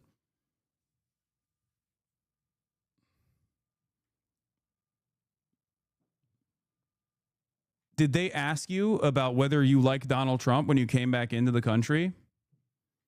Was that the line of inquiry? No, it's not normal. The point is that it's not fucking normal. Also, it wasn't like a couple questions from the border agent at the fucking gate. The entire reason as to why this is a newsworthy situation. I'm going to try to do this to the best of my ability to basically explain to people over and over again. The reason why so many articles have been written about this is precisely because this is not normal. It is a new thing, okay? It is a new thing. That's it.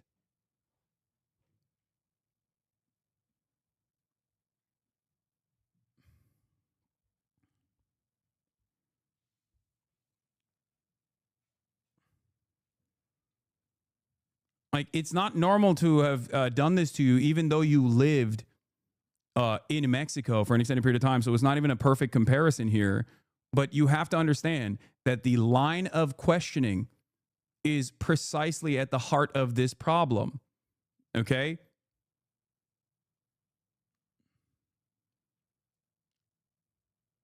He's literally going down this line. That didn't actually happen. If it did happen, it wasn't that bad. And if it was that bad, that's not a big deal. And that's actually totally normal. And if it wasn't normal, well, you probably deserved it anyway. I know.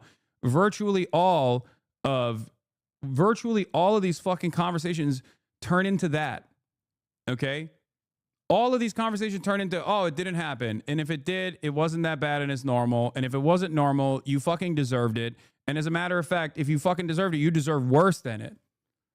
Every single MAGA bootlicking dumbfuck online, every single Asmin Roach fan is operating on that same boundary where they just, like, don't understand how much of a severe violation of their own personal fucking rights this is.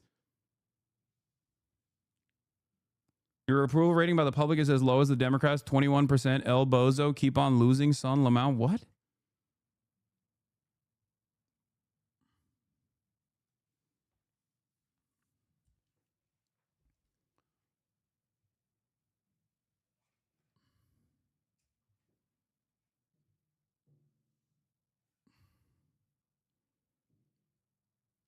A decade of improving this space and making it a kinder, more inclusive space, and Asman just sends it on a rocket back to fucking Nazi hell. They're going to be saying slurs again by next year. Oh, for sure. I mean, they already are. What do you mean? Think about how many people we fucking ban on a daily basis. Yeah, if Asmongold left this fucking rotting ass house for once and actually left the goddamn country to get on a plane, which I assume would be a biohazard to begin with, so he might not actually be able to get on the plane. But let's say he took a shower and he wasn't actually a risk to others around him, and he got on a plane and he flew out of the country, came back into the country under the Biden administration, and the Biden administration fucking detained him and were asking him about his personal politics, about titties and video games, or whatever the fuck, or his support for the AFD, and saying, well, under our administration's perspective, the AFD is actually a dangerous far-right radical group, or the fact that he, you know, named his WoW character after Anders Breivik or something. Do you think that his audience would not fucking talk about how much of a cancel culture backed movement was taking place here? Of course they would. They would lose their fucking minds. They would understandably lose their minds. You want to know why I know that? Because people on Twitter get mad at Asmongold and he cuts content about how he's been canceled over and over again.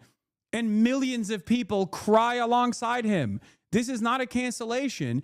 This is a violation of the First Amendment rights that every American citizen has. It's a violation of numerous rights. That's precisely the reason why so many fucking like ACLU and so many of these other civil rights organizations and litigators have come out to be like, this is completely unacceptable. Do you not understand this?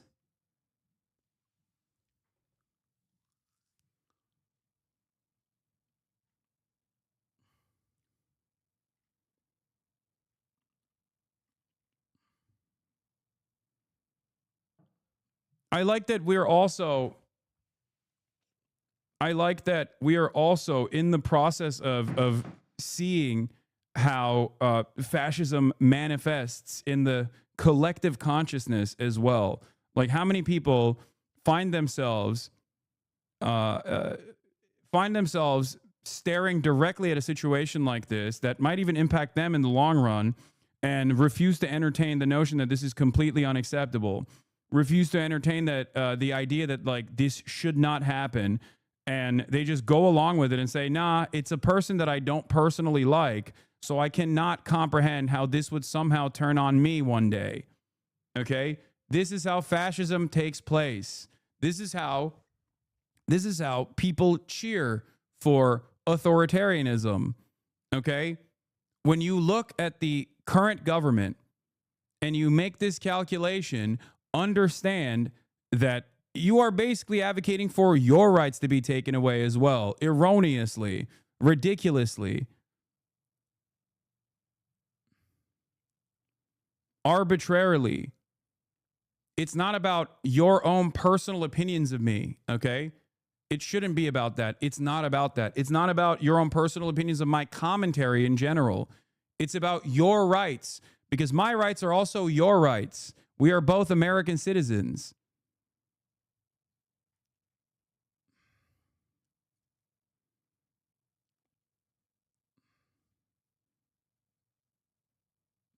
Definitely not a fan of yours. With that said, I cannot believe anyone thinks that this whole situation is okay. I hope that you will reconsider the people that you see online that actually cheer on this fucking this ridiculous situation.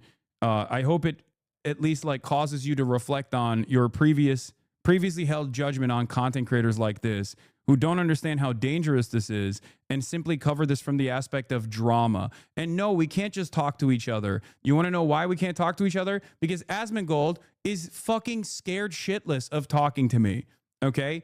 I've said that I would talk to him a million times over. He tells his audience his new meta is to say, well, I'm bad faith and I'll just lie about him or something like that.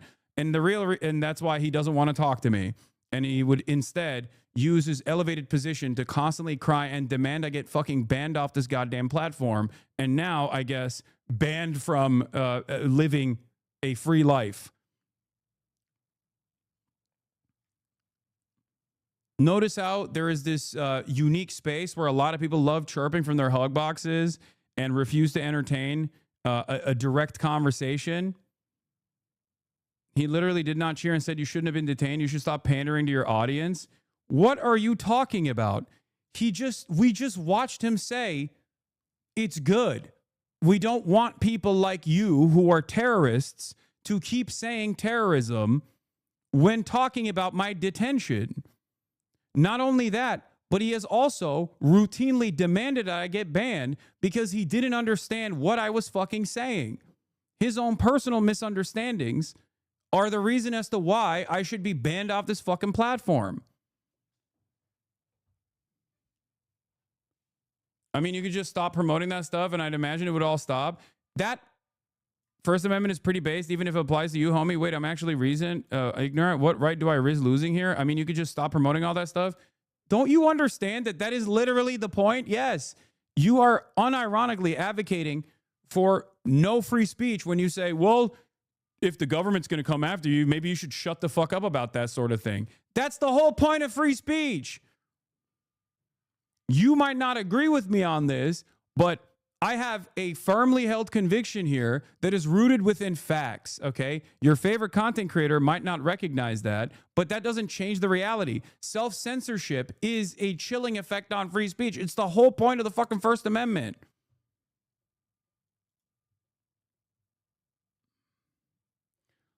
I agree with detention stuff being fascist, but how many times do you act like supporting jihadism and jihadist organizations is about being libertarian or anti-fascist? When have I promoted or supported a jihadist organization? Do you think Hamas or Ansar Allah or Hezbollah are jihadist organizations and jihadism? Once again, that's your inability to comprehend the differences between civic nationalist organizations that are engaging in militancy against a settler colonial entity in the fucking region, okay? These are nationalist emancipatory movements. They're not jihadist. You're just saying that because they're fucking Arab. You're saying that because they're Muslim, and you just assume it's like ISIS. You don't even know what the word jihad means to begin with, but I'm not even going to entertain that because I'm understanding what you're using that as a terminology for.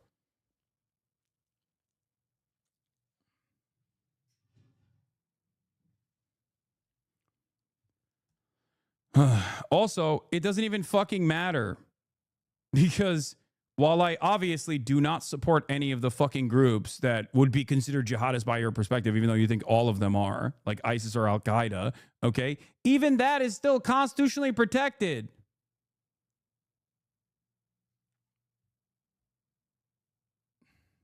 What the fuck? Constitutional protection does not revolve around what you find to be distasteful, okay? Then it shouldn't exist. Then you're basically making an argument that it should not exist at all.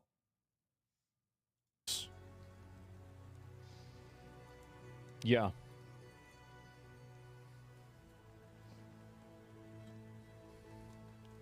I don't want... Look, it's Hamas, Diddy, Bin Laden, Pixar, it didn't happen, Adolf Epstein, Piker in the flesh. Ban me, trust fund baby. I'm not going to ban you because you're so stupid that I think we will keep you as a pet in the chat. To be too particularly mean.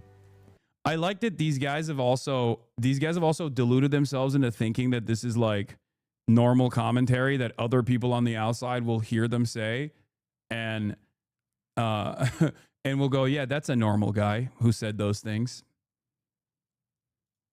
We're keeping them. Thank you, Daddy. I am your daddy. I am your father. That I would. Journalism is when you tell people that they're like anime characters. For the record, you might not like my conduct in a conversation that took place with someone that I thought was a Houthi, found out he wasn't a Houthi, and then chose to humanize. But that doesn't mean that there isn't journalistic value in that conversation. As a matter of fact, yes, there was journalistic value in that conversation. It was a scoop that many in the media also tried to get. Just because you don't agree with it doesn't mean that that is not a valuable conversation that took place. there were plenty of valuable pieces of new information that came out of that. Like, for example, the fact that we learned that he is not a Houthi, or the fact that we learned that he actually has no issues with Jewish people as long as they are anti-Zionist.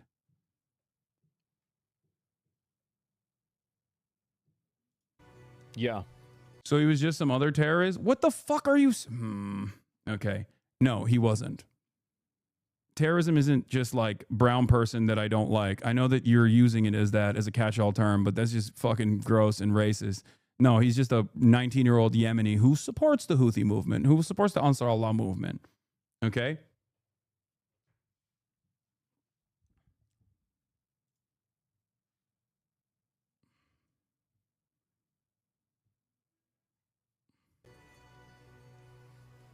So the other side of this, for the record, the other side of this that is like really dangerous that I wanted to also talk about is the fact that material support for terrorism is illegal in this country, as in you are not allowed to offer financial help to a designated terror group. You are not allowed to offer logistical help, training, things of that nature to a designated terrorist group. But this administration is trying to muddy the waters, as previous administrations have as well, in an effort to erode First Amendment protections. They want to make it so that speech is considered material support as well. There are court cases that have been set forth already to get to this point. They are trying to blur the lines between offering any sort of commentary or any sort of support verbally for a designated terror group they want to turn that into material support, which is already under existing law as being illegal. This is a severe violation of the First Amendment protections. That is by design. They are trying to do this to take away the constitutional protection that you and every American and every non-American on U.S. soil has. Do you understand? That's the point of contention here.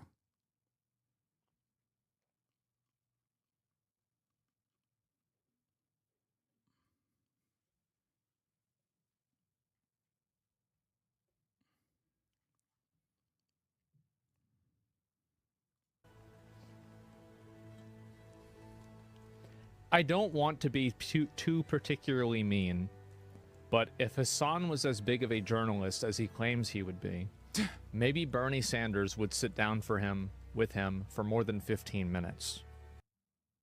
Once again, Asmongold, I don't even consider myself to be a journalist, but journalists do, you know? It's not my consideration. I routinely say I'm not a journalist, although I do have the capacity to sometimes do journalism, as I mentioned here. I know words are very difficult for you to comprehend.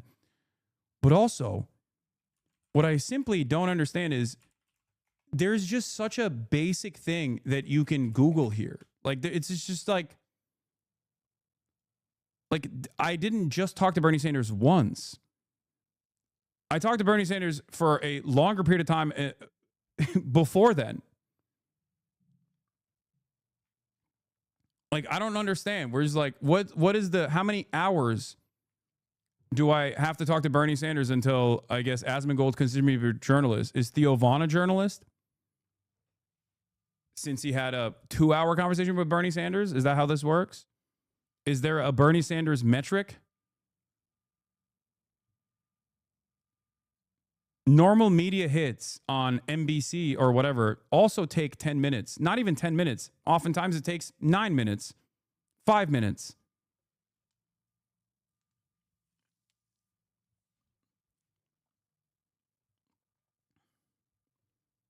Like, it's a certificate where if Bernie Sanders talks to you over a certain period of time, then you're considered a journalist, I think.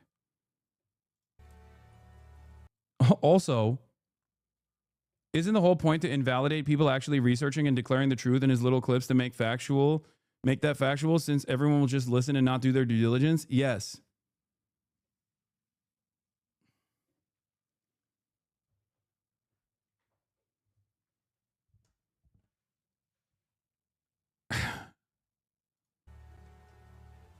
Not trying to be mean, but you're I'm a not trying to streamer. be mean.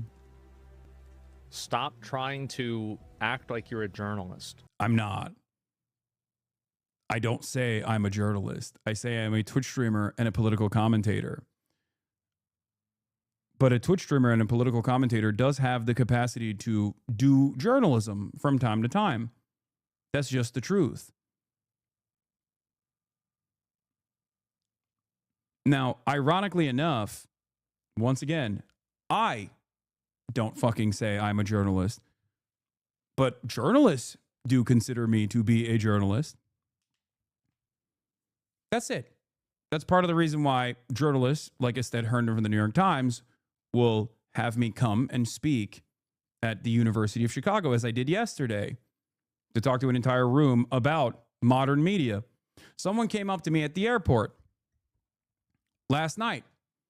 A Hasan Piker said that she wrote her thesis on me.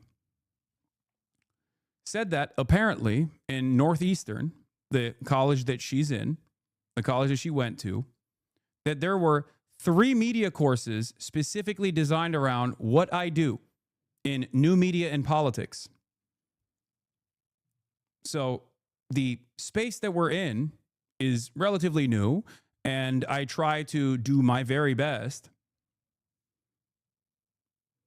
But it seems like people who study journalism, they consider this to be a new area of journalism. Having said that, once again, I don't consider myself to be a journalist. I don't say I'm a journalist. But international media certainly does.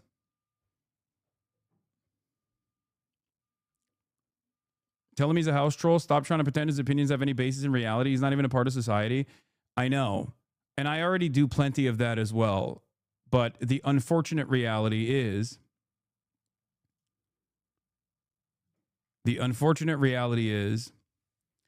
there are a lot of dummies out there who do take his word as bond. So we are trapped in this unique space where I have to entertain the stupid ass arguments that he's trying to fucking put together. Would, if given the opportunity to talk to someone that is a part of the Ansar Allah movement, a Houthi, or even Hamas, or even Hezbollah, right? Nobody would be criticizing that. And you guys remember, I defended him interviewing this guy until I watched it and I saw the entire thing myself. I like that he does. I like that he also thinks that like his opinion is worth anything. Like, how fucking deluded do you have to be to assume? How deluded do you have to be like, yeah, you know, I'm a real mover and shaker in this space. A guy who hasn't fucking washed his ass in 8 months. Because I agree with this in essence, but not in this practice. Yeah. Yeah. Oh, he doesn't think that it was it doesn't reach the standards that Asmongold has for journalistic ethics. Guy who watches Tyler Oliveira videos every fucking broadcast to go, yeah, based. Oh shit, my bad, dude. Thank you. Who fucking died and made you the journalism pope, brother? I think that I have the right to do so. And what was interesting, you don't do journalism, you grift. I know, Chatter. That's why the fucking federal government is trying to arrest me. Yes, because I'm grifting too hard. Still has more views than you. Yeah, I know. He's always had more views than me. Do you think that that actually means that he is a position of authority on what is journalism and what isn't journalism? Okay.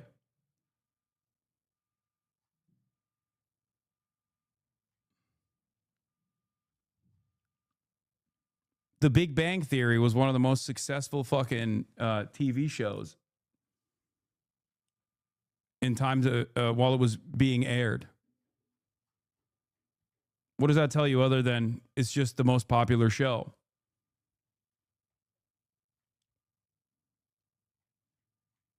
I don't know if boomer, but chat too fast. Yeah, let's call up Mr. Beast. Let's hear his take on the Houthis. He has the most views, obviously. He has more views than you, but he's still jealous that you are being taken seriously and not him. I don't even think so. I don't think Asmongold is. I mean, Asmongold is a very insecure person. Obviously, that's the reason why he stopped streaming on his main account, because he was worried that people were going to yell at him, or people were yelling at him too much. But since then, he has obviously elevated his status on his alt account as well. But I don't think he necessarily cares about people taking him seriously, because if he did, he would at least like try to change up his image. You know what I mean? I think he just sees this as content. He just sees this as drama. He knows that a lot of people love getting fed a constant fucking sea of unregulated slop that says Hasan is bad and wrong, and that's pretty much it.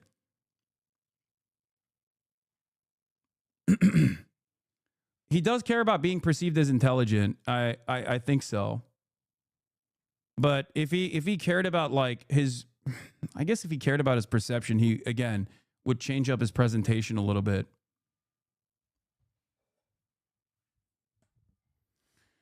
But I think the only thing he cares about is being liked and having high views, like high viewer counts. That's pretty much it.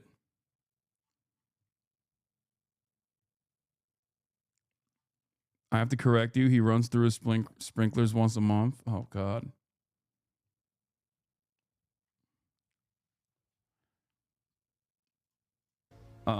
That's what it is. Thank you. Yes, you're So the federal government is trying to arrest him because he's doing. Okay, I get it. Yeah.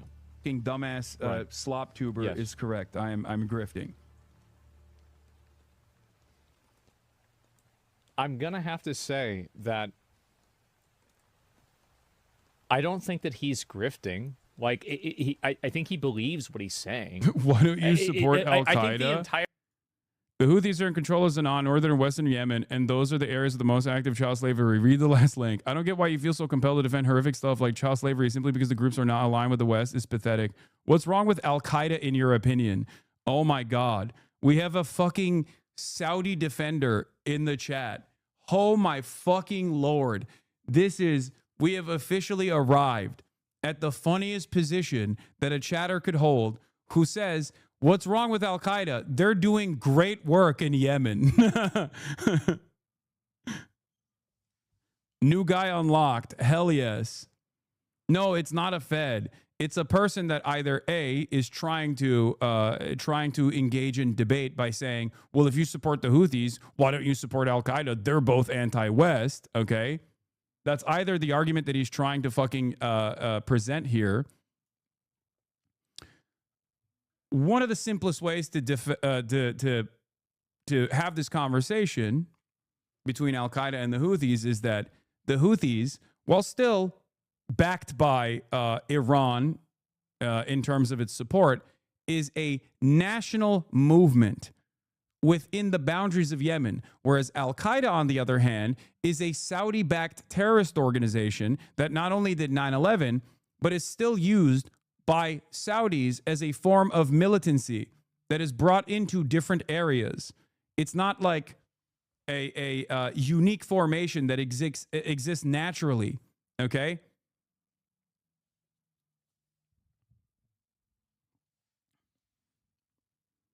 They are an irredentist force in general. If they're not an imperialist force, they are an irredentist one. So existing naturally would justify their actions? No, of course not. Of course, existing naturally would justify their actions. But you're asking me a very specific question about their involvement in Yemen, okay? Because you want to draw a comparison between the Houthis and the Saudi-backed Al Qaeda movement in Yemen. So I'm explaining to you what the difference there are. Okay? No, I wasn't. Oh, come on, dude. So why did you keep saying what's wrong with Al Qaeda in your opinion, while also simultaneously talking about the Houthis in Sanaa?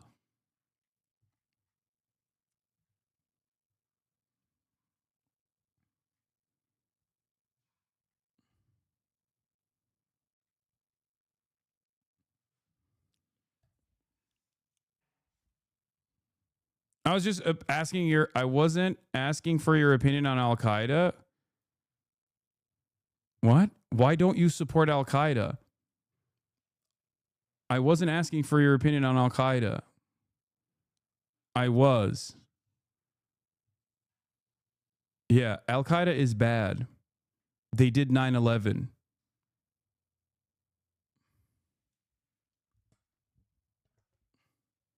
They're a force of imperialism in the region. They behead people.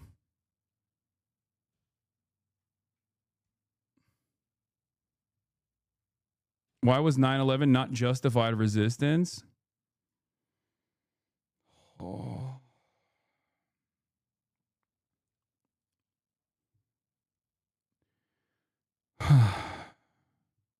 Chatter. Okay, maybe you might be a Fed. I take it back. He is Fed posting.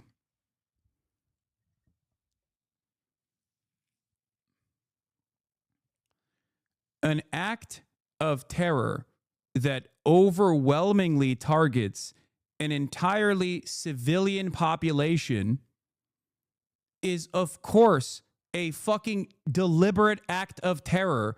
What are you saying? They killed 3,000 civilians. Most of them, they killed 3,000 civilians. I don't even know if there were any fucking military, active military in the area to be. So October 7, do you know what my opinion on October 7 is? Are you comparing 9/11 to October 7 first and foremost?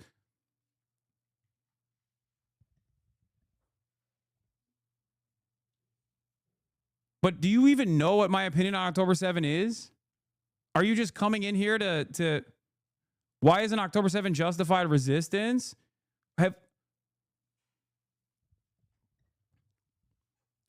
October 7 had plenty of civilian casualties, which I also consider to be an act of terror. Okay? Even though it was conducted in the process of an emancipatory force that operates within the boundaries of historic Palestine against an illegal occupier that is a belligerent occupier in the Gaza Strip, that is illegally an occupier in the West Bank, it still led to a shit ton of civilian deaths. My analysis of the situation revolves around how much more violent the Israeli occupation is in comparison to what Hamas did, and not even just Hamas, but the entirety of the Palestinian liberation movement did on October 7. I do this by offering historical context to other liberation movements. Slamming two fucking commercial airliners into the Twin Towers is not the same as any number of different liberation movements, especially considering the fact that Al Qaeda and the Kingdom of Saudi Arabia was backing said actions on 9/11.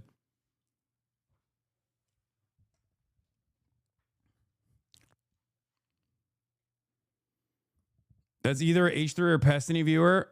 Yeah. It's so funny to still try to have this conversation when everyone finds your opinions to be fucking horrifying. 16 months, 17 months into can you name a single action of Hamas that you support as a defense force against the belligerent occupiers that are currently conducting a genocide? What Hamas is doing in terms of resisting against Israeli occupation and bombing campaigns is legally justified under international law. They haven't done a good job defending? Yeah, because, you know, the other military force is far superior in doing a fucking genocide. That's the reason why. The question to you is, would you be more defensive of their position if they were actually smoking more Israeli occupying force soldiers? Is that what you would say? Would you go, yeah, no, they're actually doing great? They are. No, you wouldn't. Shut the fuck up. Yes, 100%. Oh, shut up, bitch. Stop lying about 9/11. What the fuck? That's a lie. Stop lying about 9/11 to prove your point. That's vile. What's the lie that I said about 9/11? You made him a political streamer. If you ignore him, he'll move on and go back to gaming. Yeah, totally. That's why I did ignore him for the longest time, and he still kept fucking doing political commentary over and over again.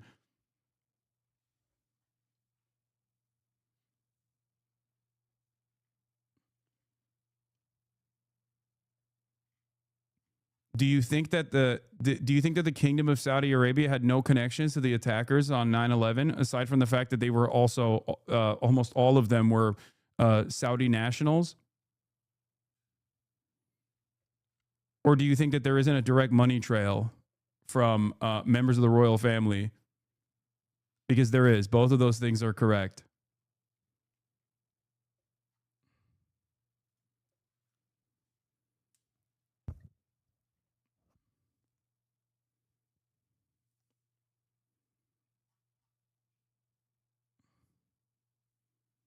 9/11 was really bad. This chat is wild.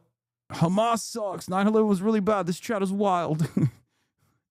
All right, let's continue. Your idea of saying somebody's grifting is stupid. Like, somebody is grifting whenever they believe something and then they do the opposite. Yeah, I don't know what to say. And so one chatter, no, and the thing is, like, he gonna get mad about that. That's it. He's lying and he hates his fan base. I don't want to get into that. He's lying and he hates his fan base? What the fuck?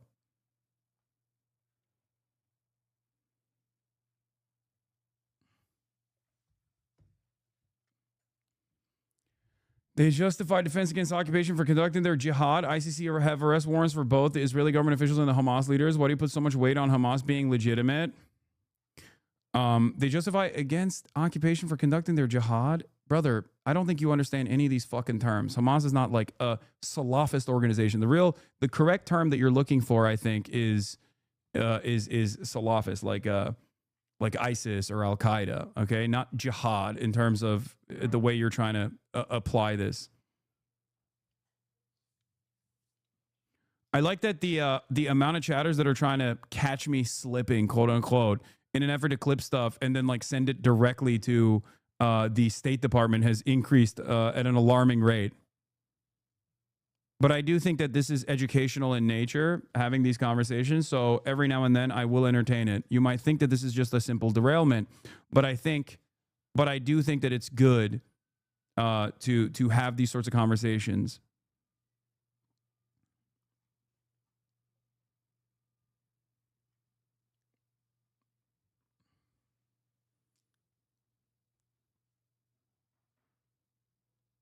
They don't need to catch you slipping. It just needs to be edited. As long as you say the general words, they will do the rest. Well, that too, yeah.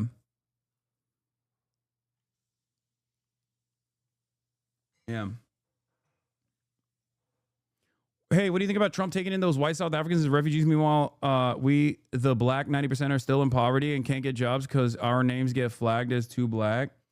I think it's ridiculous for the Trump administration to claim that there is white genocide happening in South Africa when there's no evidence to show for it, whereas no one will entertain the mountainous evidence for Israel's genocide of the Palestinians. But having said that, I don't really give a shit if they bring in a couple fucking Boers from South Africa into the country. It's really stupid. Like it's just him trying to bait the white supremacists. That's it. It's him signaling to white supremacists. Yeah, he's doing decolonial action. Decolonial Don, JD Pond Don. He's Mr. Jay Sakai. He's Jay Sakai's bravest soldier. He's taken out some of the, like, obviously, there are a lot of fucking sick white South Africans out there, okay? Some of them are in my community. There's a lot of brave and awesome white South African people living in South Africa right now, okay? But the guys that will take refugee status to come to the United States of America are literally the neighbors that unironically no one wants to be around anyway. So it's almost like a service. I like what Trump is doing there. It's a self-selecting group of some of the worst fucking people. So it's great. He should do that for Israel. Offer refugee status to all the the settlers of the West Bank and then put them in a real land without people for a people without land, Idaho or Florida. Fuck it, offer them refugee status too. Get them out of Israel, okay? Get them out of occupied Palestinian territory and bring them here to the United States of America, to Florida, where they will thrive, okay? Montana yearns.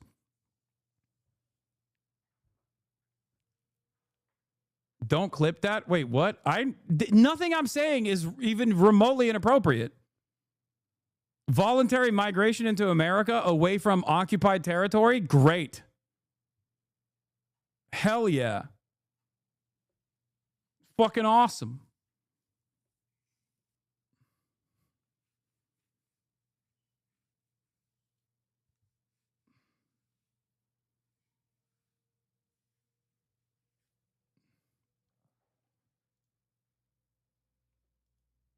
Give me your boar, well-fed, waddling masses.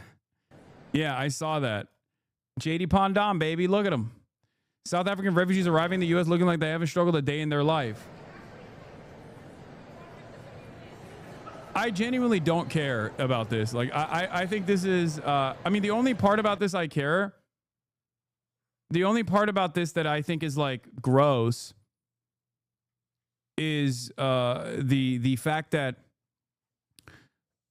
the fact that they're claiming that there's a white genocide happening and it's not. It's fucking ridiculous. Anyway, That's the whole point. Yes. that is literally the case. And also, by the way, keep in mind, nothing happened to him. He didn't get fined. He was allowed re-entry into the country. He was inconvenienced for a period of time. And yeah, that's what happens when you... Asmongold, when random Twitter accounts say he's disgusting and smelly, will make videos crying about it endlessly. But when the federal government detains you for your constitutionally protected speech, he knew exactly who the guy was, but he was basically like, he always made it seem as though he was asking certain things that after discovering in the process of that conversation, he would ask additional questions. So he kept saying, "What do you do as a job? Do you talk about the news?" And I was like, "Yeah, I talk about the news." And he kept saying, "Okay, so when you talk about the news, do you talk about the war?" And I was like, "What do you mean by that?" He's like, "Do you talk about Trump?" And that was the first time where I was like, "What the fuck is this question?" Like, I literally straight up told him, I was like, "Why are you asking me this?" Like, I was like, "What does this have to do with anything?" Yeah, they asked me about my fucking Twitch bans, chat. It's not even a joke. They asked me about fucking Twitch chat, like Twitch bans. The reason for why they're doing that is, I think, to try to create an environment of fear, to try to get people like myself, or at least like others that would be in my shoes that don't have that same level of security, to shut the fuck up. And for me, I'm going to use the privilege that I have in that moment to try and see what the fuck they're doing. You just heard from Hasan Piker. He is a leftist Twitch streamer, and odds are you've heard of him because he is the biggest political content creator in the country, at least for progressives. But he was detained over the weekend by CBP and questioned about his political opinions. That, my friends, is the dystopian nightmare that conservatives said that they were afraid they'd be subjected to, that the left is now being subjected to under the Trump administration. And I think he's correct to say that they were doing this because they want to send a message. They know that Hasan will talk about this, and that's sending a message to the rest of us and other individuals with larger online followings, or anyone that just vocalizes their opinion on social media, that, hey, we're listening to every single thing that you say, and we're looking at every single thing that you do. And with the way that Hasan described this, it leads me to believe that they were trying to find something incriminating or get him to self-incriminate. And just in case you don't know, Hasan is an American citizen. So we have an American citizen getting detained and questioned upon his re-entering the country because he espouses anti-Trump views. So, this is a little bit troubling, right? And as attorney LOL Overruled pointed out, DHS flagging and detaining... Don't worry, chat. Asman will be left-wing within 14 hours. What is this? We are now using AI. Please speak loudly and clearly and wait for Belinda's response. Oh, at the drive-thru when he goes to the Whataburger and they're using AI, he's gonna say, he's gonna say, this is not based.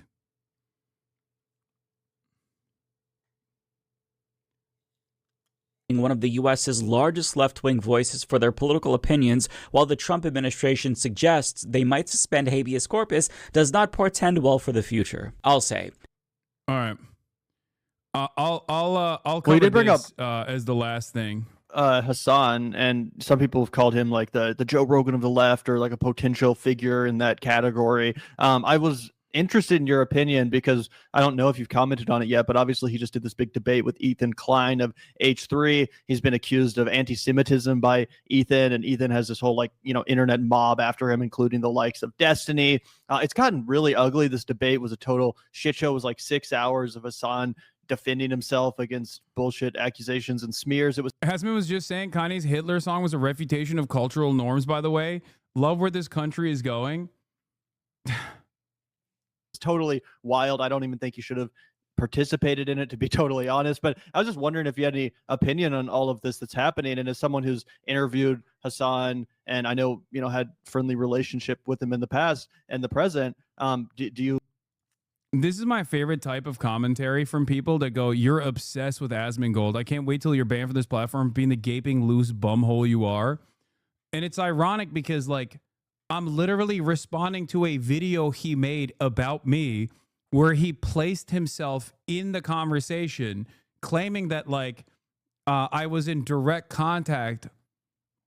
Like, look at the screen, chatter. Do you not understand what you are looking at visually? It's, bro, you make a video about him every day. Bro, I only respond to him talking about me. What the fuck?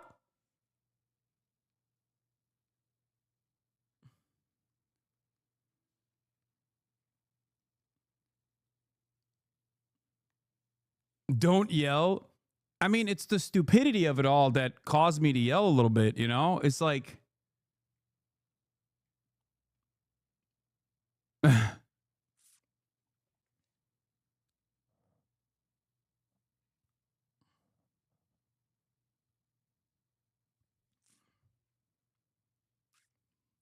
this guy is constantly talking about how I should be fucking banned, and talking about how it was actually awesome that that CBP came after me for fucking First Amendment protected speech, not realizing that that will most likely impact him and his fans as well in a way that they won't enjoy it. And when I talk about it, it's like, well, oh, he's the guy that says still more views than you. The left, maybe more libs, to be honest, than you tried to cancel deplatform people for the past 10 years. Now you don't think this is the reason for swinging the other way. The only real attacks against the First Amendment for the past 10 years, as in like the government actually making certain types of speech illegal and not like private platforms taking decisions, even though Asmongold will regularly complain about that as well. Like, yeah. This was another great example of this. Like Mudahar, rent-free Lamau. Hasan is the perfect definition of slop-producing, drama-chasing content creation. You can try to pretend to be above it because you cover politics. Funny how Asmongold's side channel beat out the top political streamer in his category, Lamau. Dudes would really be like, we need to get this guy deplatformed from Twitch and take away his livelihood because we don't like him or his opinions on Israel. Whoa, whoa, whoa. Why is he talking about me? Rent-free Lamau. Also, the other side of the story is the notion that like Asmongold's side channel beating out the top political streamer in his category, you're presenting that as an own and not as a serious issue overall. Like, he is demonstrably not a knowledgeable person. Sometimes self-admittedly not a knowledgeable person on these issues. You might not like what I have to say, and you might entertain SLOPTubers who are also not knowledgeable on any of the issues I speak on, clipping shit out of context to be like, Hasan doesn't know what he's talking about. But I do know what I'm talking about. Yeah, I call myself a dumb himbo regularly, but I know more than Mudahar does. I know more than Asmongold does, you know? Doesn't take much. The average person probably knows more than both of these individuals as well.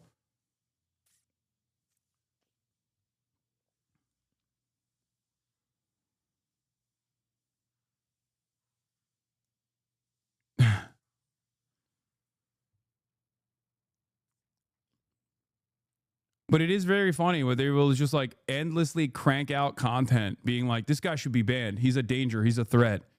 He should be in prison. Only to turn around and be like, why are they talking about me? Why is he talking about me? It's like, yeah, I'm responding to your demands of me being deplatformed. You fucking moron. You agree with me that it's total bullshit, this charge of anti-Semitism that's been leveled at him? Oh, yeah, no. There's no way that Hasan is not an anti-Semite. There's no way. The thing that I can't wrap my mind around is that Ethan, on all the major points, Ethan will be like, yeah, I think Israel is committing a genocide. Yeah, I think it's fair to call the IDF terrorists. He'll concede on all of these major points, but then 98% of the conversation is some beef he had with some streamer that has like 5,000 subscribers or something, right? And it's like, why are we talking about any of that? Oh, thank God. Like, I understand. I do like hearing like normal individuals who are well read on matters like this, giving their take on shit like this, where it's like, I don't feel alone anymore, where I'm like, thank God. Because I think that there is a real, the online community, the online discourse SLOPTUBE community, this space is like somewhat insulated from serious criticism from people who are knowledgeable on the topics that they talk about with regular frequency. And because of that, they've created this echo chamber that is vast, where they've completely partitioned YouTube and Twitter, and even in certain instances, Twitch commentary away from prying eyes that would look at this for a second and go, what the fuck are you saying? Okay.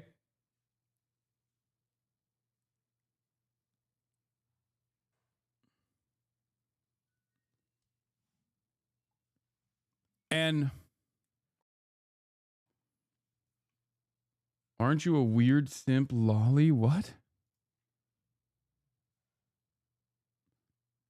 Anyway, the point is, a lot of these guys are elevating to their audiences like very dangerous groups.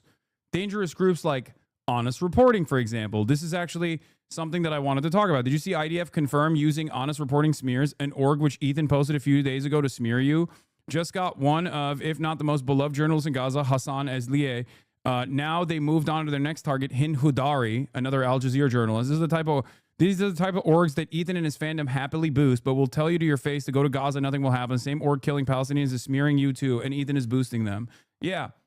Honest Reporting is a horrible, horrible organization that directly puts crosshairs on Palestinian journalists. And it's fucking insane that Ethan actually posted Honest Reporting on his fucking Instagram story. And then 2 days later, they're reporting that had placed crosshairs on one of the most beloved photojournalists in Gaza, Hasan Piker, was assassinated. They initially fired on his tent and burned him and permanently scarred him. And he was in a burn unit inside of the Nasser hospital in the Gaza Strip. And they fucking killed him in the hospital when he was in a hospital bed. That's what Israel did last night. They bombed yet another hospital.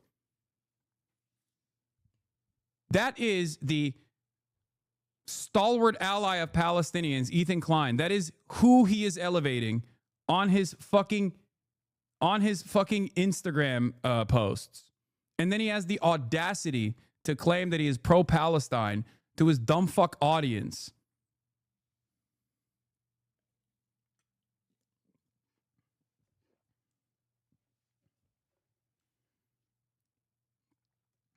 What?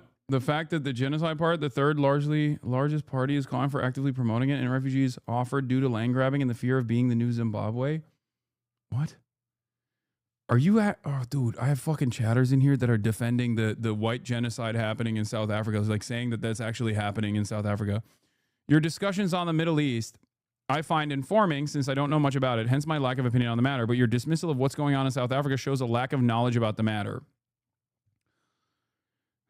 No, my dismissal of what's going on in South Africa is because I'm not a fucking white supremacist.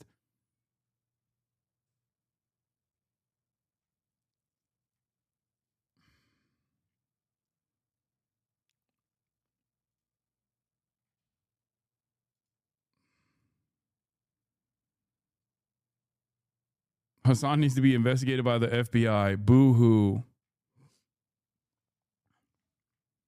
Yeah. Hey, bitch, I'm a white South African. Tell me I'm being genocided. He said that their fears of turning into Zimbabwe when talking about, dude, he said there are real fears amongst white South Africans, okay, of turning South Africa into Zimbabwe. If you don't understand what that person's political position is here, okay, I don't know what to tell you. That's okay.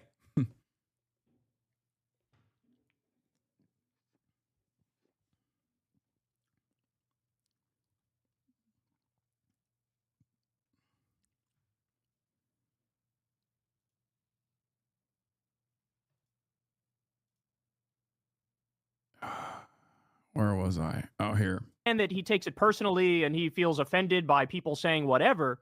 But like, if you are conceding that the core of the issue is there is a genocide currently being done against innocent Palestinians on a daily basis, they're being starved to death, they're being carpet bombed. We're talking minimum 50,000 dead Palestinians. The real number could be as high as 200,000, 90% of which are innocent civilians. Then to focus solely on your personal beef over things you felt were misconstrued about your opinion or whatever, that like, then you are taking your eye off the ball. You're no longer talking about. This is precisely what I communicated to Ethan in our conversation as well, which I thought would at least like penetrate the consciousness of his audience, which I was wrong about. That it did not. They did not give a shit. The main issue here, and it comes across as incredibly petty, incredibly vindictive, incredibly self-aggrandizing and unserious. And that's why you see these weird dividing lines now, where even though Ethan says, yeah, they're committing a genocide, well, all the people who are cheering for you in this whole debate thing, they don't seem to think it's a genocide. You're attracting a lot of the most psychotic Zionists in the country to cheerlead for your cause, because instead of talking about the actual genocide, the actual issue as such, you're talking about all these personal bones you have to pick with Hasan and calling him an anti-Semite and talking about other streamers that you think are unfair to you. Like, I'm sorry, bro. Nobody gives a fuck about your feelings. I'm sorry. Nobody cares. And look, I'm not just saying that about him. Nobody gives a fuck about my feelings. Nobody cares about your guys' feelings. Who cares about feelings? Yeah. What does that have anything to do with the fact that there's a fucking historic atrocity going on right in front of our eyes? And if we're going to have that conversation, let's have that conversation, right? Let's not get lost in the weeds of whether or not it was okay for Hasan to interview a guy that they say is a Houthi, but Hasan says is not a Houthi. That's, you're laundering the image of terrorism. Because functionally you end up bolstering the right-wing narrative and Trumpism at a moment when they are literally rounding up pro-Palestine protesters and locking them up. So well, that's another point that I also raised with Ethan. Once again, they got lost in the sauce. Talking about those things, you're fucking missing it, and you've lost your mind. Yeah, I totally agree with that. I think it's completely beneath Hasan to entertain any of this nonsense. I think you know, you've also genuinely liked Ethan. That's the thing, is like they actually had a friendship. They actually did a show together. I can sympathize with Hasan's perspective that he feels like, look, the guy I knew is still somewhere in there. I'm going to try to get that guy out. I'm going to do the best I can to get to that conclusion. I can sympathize with that because I went through that myself with that period when TYT hated me and Jimmy Dore hated me. And I'm out there trying to be the enlightened centrist in their feud. And like, I also thought, hey, if I just tell it like it is and I'm sympathetic, then I can get through to Jimmy. I can get through to TYT or whatever. And then, you know, eventually what you found out, me in the case of Jimmy, him in the case with Ethan, is like, no, man, some people, you're just not going to fucking get through them. It's just not going to happen. Doesn't matter how correct you are. Doesn't matter how factual you are. They're just going to go right back to their petty grievances. Yeah. Well, in my opinion, that's a great. I think it's time to stop treating Ethan like someone who's lost his way but is on the right side. He simply is not. No, I know that. I know that. I understand that. At this point, my goal is to at least, like, I don't even give a shit if his fan base leaves him or whatever. I just don't want them to constantly play a role, inadvertently or deliberately play a role in Hasbro. That's it. They're spreading a lot of dangerous misinformation while simultaneously assuming that they're also pro-Palestine. And this was a way for me to try to get them to question, like, wait, if Ethan and Hasan are in agreement, like, why the fuck does he care about all this petty shit? Like, he keeps trying to defend that by being like, well, you can believe two things at the same time. You can argue about two things at the same time. But it's like, your only commentary on the issue of Israel's genocide revolves around your own personal feelings and how wrong do you think you are by random content creators online that are actually advocating for Palestinian emancipation. That's it. And I do think that a lot of people in that back and forth perhaps changed their opinion a little bit. Like, there are still people in that community that are like, yeah, I'm pro-Palestine, but like, I don't really understand why. I don't really understand why other pro-Palestinian people that are my friends actually take issue with the way that I talk about this stuff, and it's because it's precisely because like they have been deluded into thinking that their commentary on this issue is actually on the side of Palestinians by someone that they like, their content creator, their favorite content creator being Ethan Klein. Example specifically with Jimmy, because I think much like Jimmy and his need to smear you, with Ethan and his need to smear Hasan, it's all about the necessity to create drama, because that's what his channel thrives on.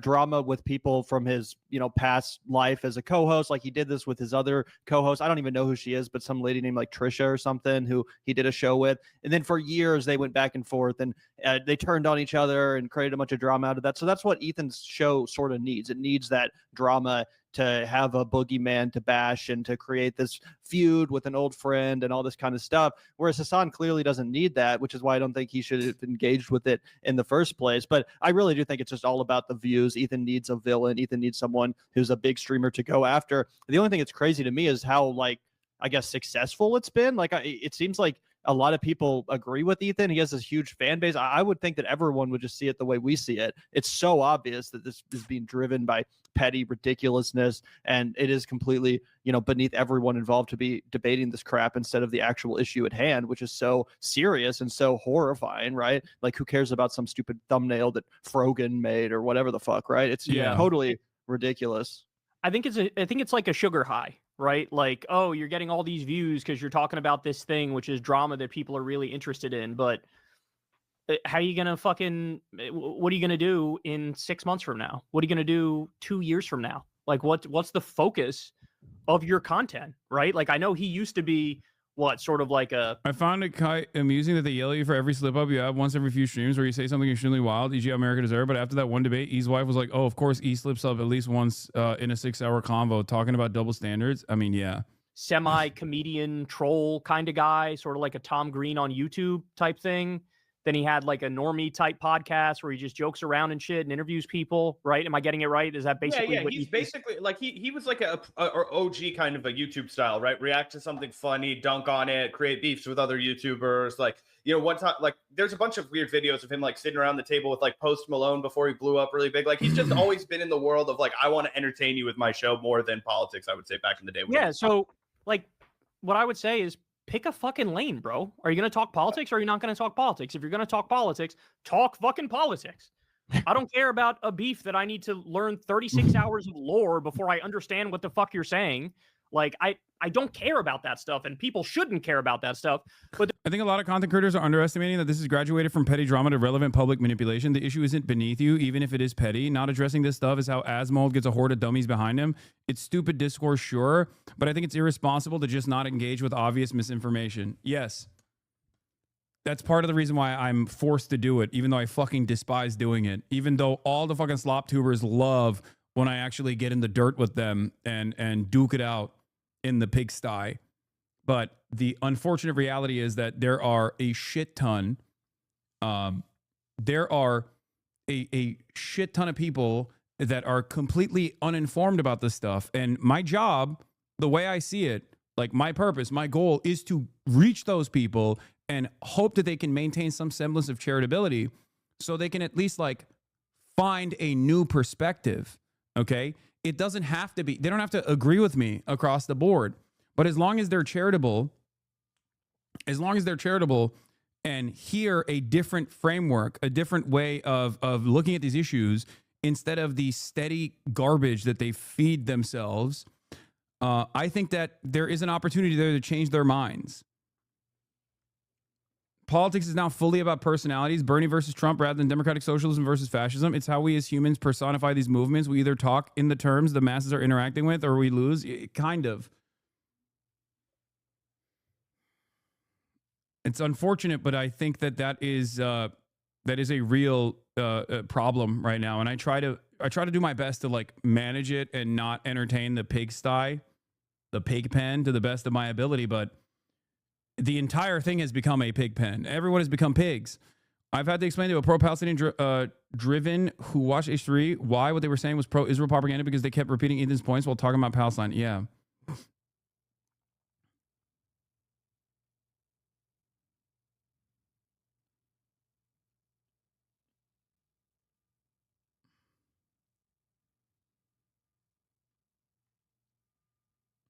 That chatter is 100% correct, but it's also why responses require such annoying and uncomfortable levels of sourcing and explaining the misinformation peddled by the likes of H3. If you don't know what bleach is, or if you don't know what mass R-word campaign has as much evidence as 50 beheaded baby narrative, it's impossible to make clear to people how much of this is just nonsense. I know.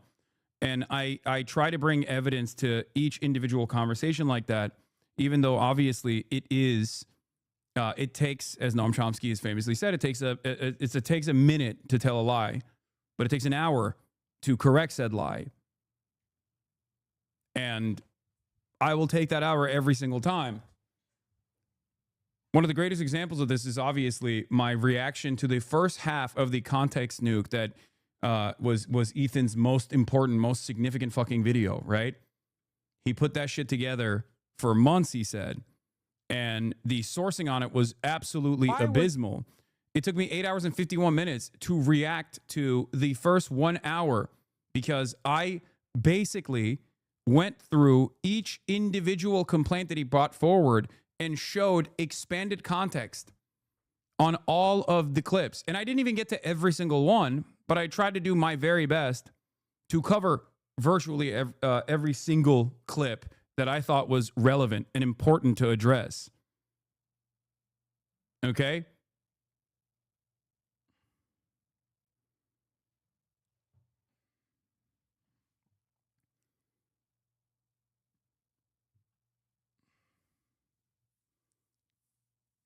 I try to do my very best to also just fundraise for an important cause as well. Another thing that he was trying to ruin, which was fundraising for charity. Going to be real, bro. Most people do not have the emotional intelligence to understand things from a left-wing perspective. It requires they become capable of putting themselves in the shoes of oppressed people. It doesn't matter. I'm not going to fucking stop. I'm not going to stop doing that because it's too difficult, okay? This is my whole job.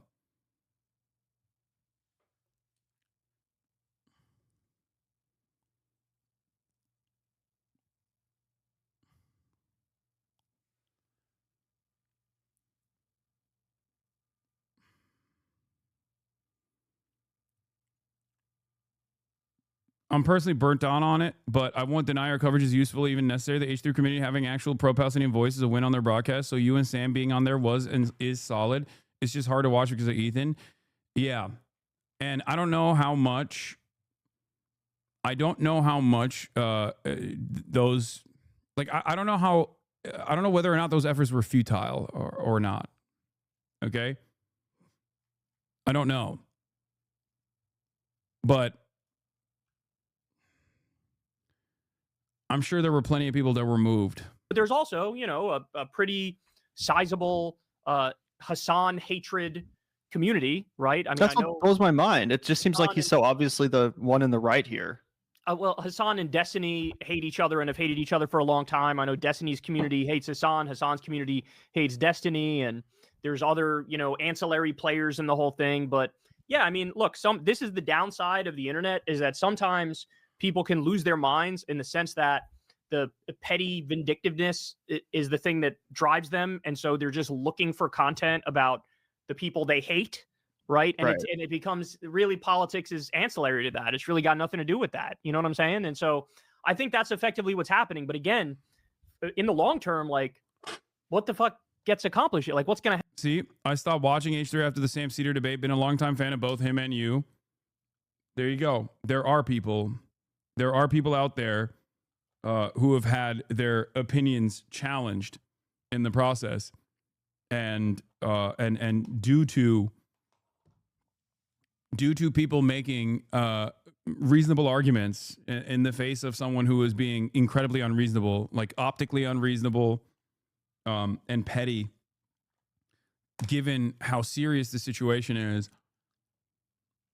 depending on the empathy that they can demonstrate, they've had their minds changed. And I think it's important. Because, like, if you don't give a fuck, if you simply see it as like putting a black square on your Instagram, right? If you look at, if your advocacy for Palestinians just revolves around saying that you're anti-genocide and that's it, but you don't actually give a fuck, you actually don't give a real fuck about the children that are being murdered on a daily fucking basis, then yeah, you can hyper focus on the drama aspect of it all. But there are still plenty of people who do actually care about this. That's why this needle has shifted so dramatically in the direction of Palestinians.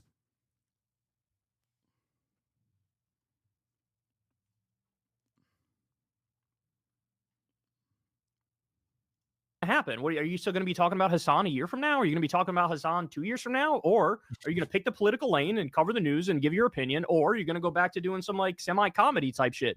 You got to pick a lane and you got to do it. But like, even from a personal perspective, bro, like if you're engaging in this sort of shit, you got to feel horrible. Like you got to feel like shit. Like there's nothing fulfilling about arguing for 4 or 5 hours with somebody you used to be friends with about petty shit. Like, who cares? That's what I'm saying, bro. Even as the drama channel, like I was sitting there, like this is completely pointless. This is the opposite of productive. Nothing is being accomplished here. These people are not. Your channel will fall like the Ottoman Empire did. Asman is tired of winning. Mal-Marxism detected. Mal-Marxism detected. Okay, don't ban guys like that. That guy's funny. Not even like making amends or anything. It's just ugly. I did not enjoy it. I frankly couldn't stand watching that debate. I had to turn it off at a certain point. I had to like rage quit. It was just so uncomfortable. And again, we love drama over here. We don't shy away from that stuff at all. Yeah. But you know, to your point, it's got to serve a broader purpose, right? There's got to be some core in there that's actually about politics or policy or morality, or you know, it can't just be drama for the sake of drama or hatred for the sake of hatred. It's just that really is like the worst of people, you know? Yeah, and it seems like, you know, Hasan's kind of, you know, at least been effective in, you know, drumming up a lot of, you know, attention to these issues. And I wanted to get your perspective on the fact that he was actually detained for questioning when he got back from France. So he was in France for a few days interviewing the socialist over there for his main channel. And when he got back from Charles de Gaulle, I used to not like you and would have been a perfect candidate for Ethan to convince me completely to hate you, but his obsession was too intense, and for the constant accusations made me come to your stream to find out the truth, and then I realized your worldview was very similar to mine, and I felt duped, lol. This happens a lot more than people think. This is precisely the reason why I do what I do, for the record. Because the greatest antidote to vicious smears is for someone to take that journey, take that first step on their own. Not many people do this, but the ones who do will very quickly realize that they have been duped. Okay? That's it. You can only maintain this position if you just stay in your echo chamber and keep throwing pot shots from your echo chamber.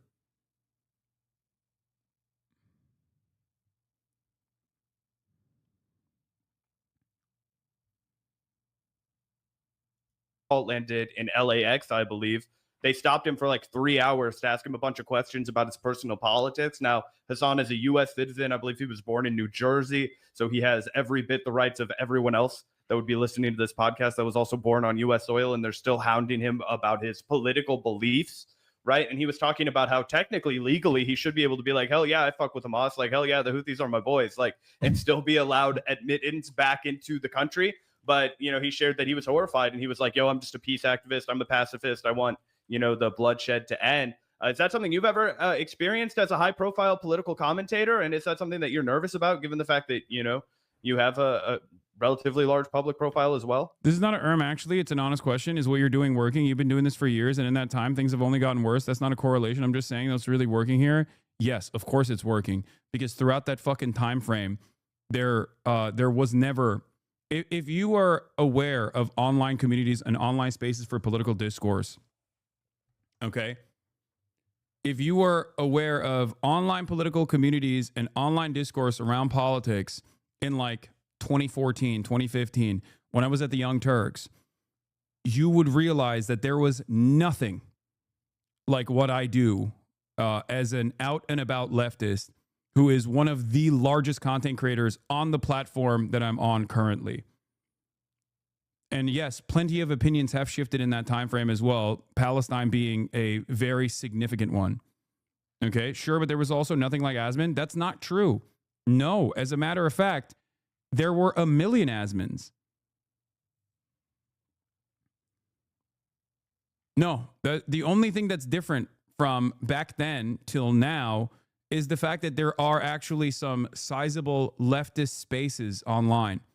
Asmongold, not as popular in mainstream. Asmongold is not mainstream. He's just very popular, but very popular among extremely online people. But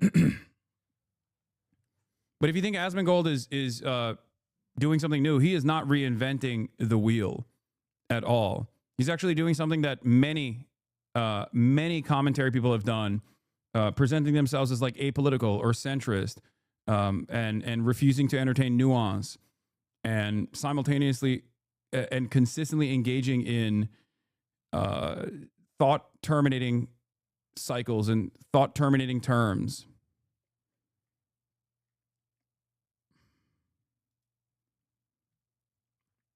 Tim Pool maintained the position that he was a liberal for years. Dave Rubin did the same. A lot of people do that, actually. It's a classic move.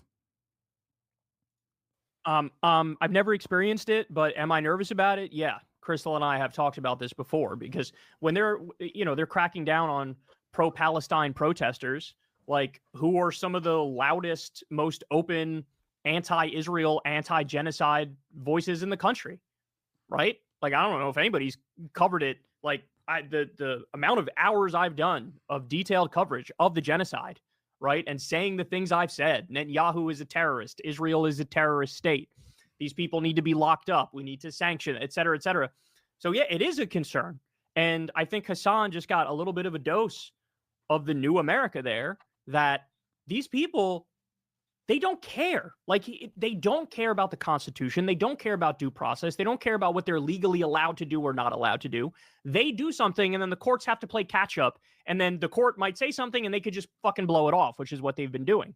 And so, yeah, I mean, in the position I'm in, and many of us are in, like, you'd be sort of crazy not to at least have the conversation about, hey, should we maybe rent a place that's not in the United States if the shit hits the fan?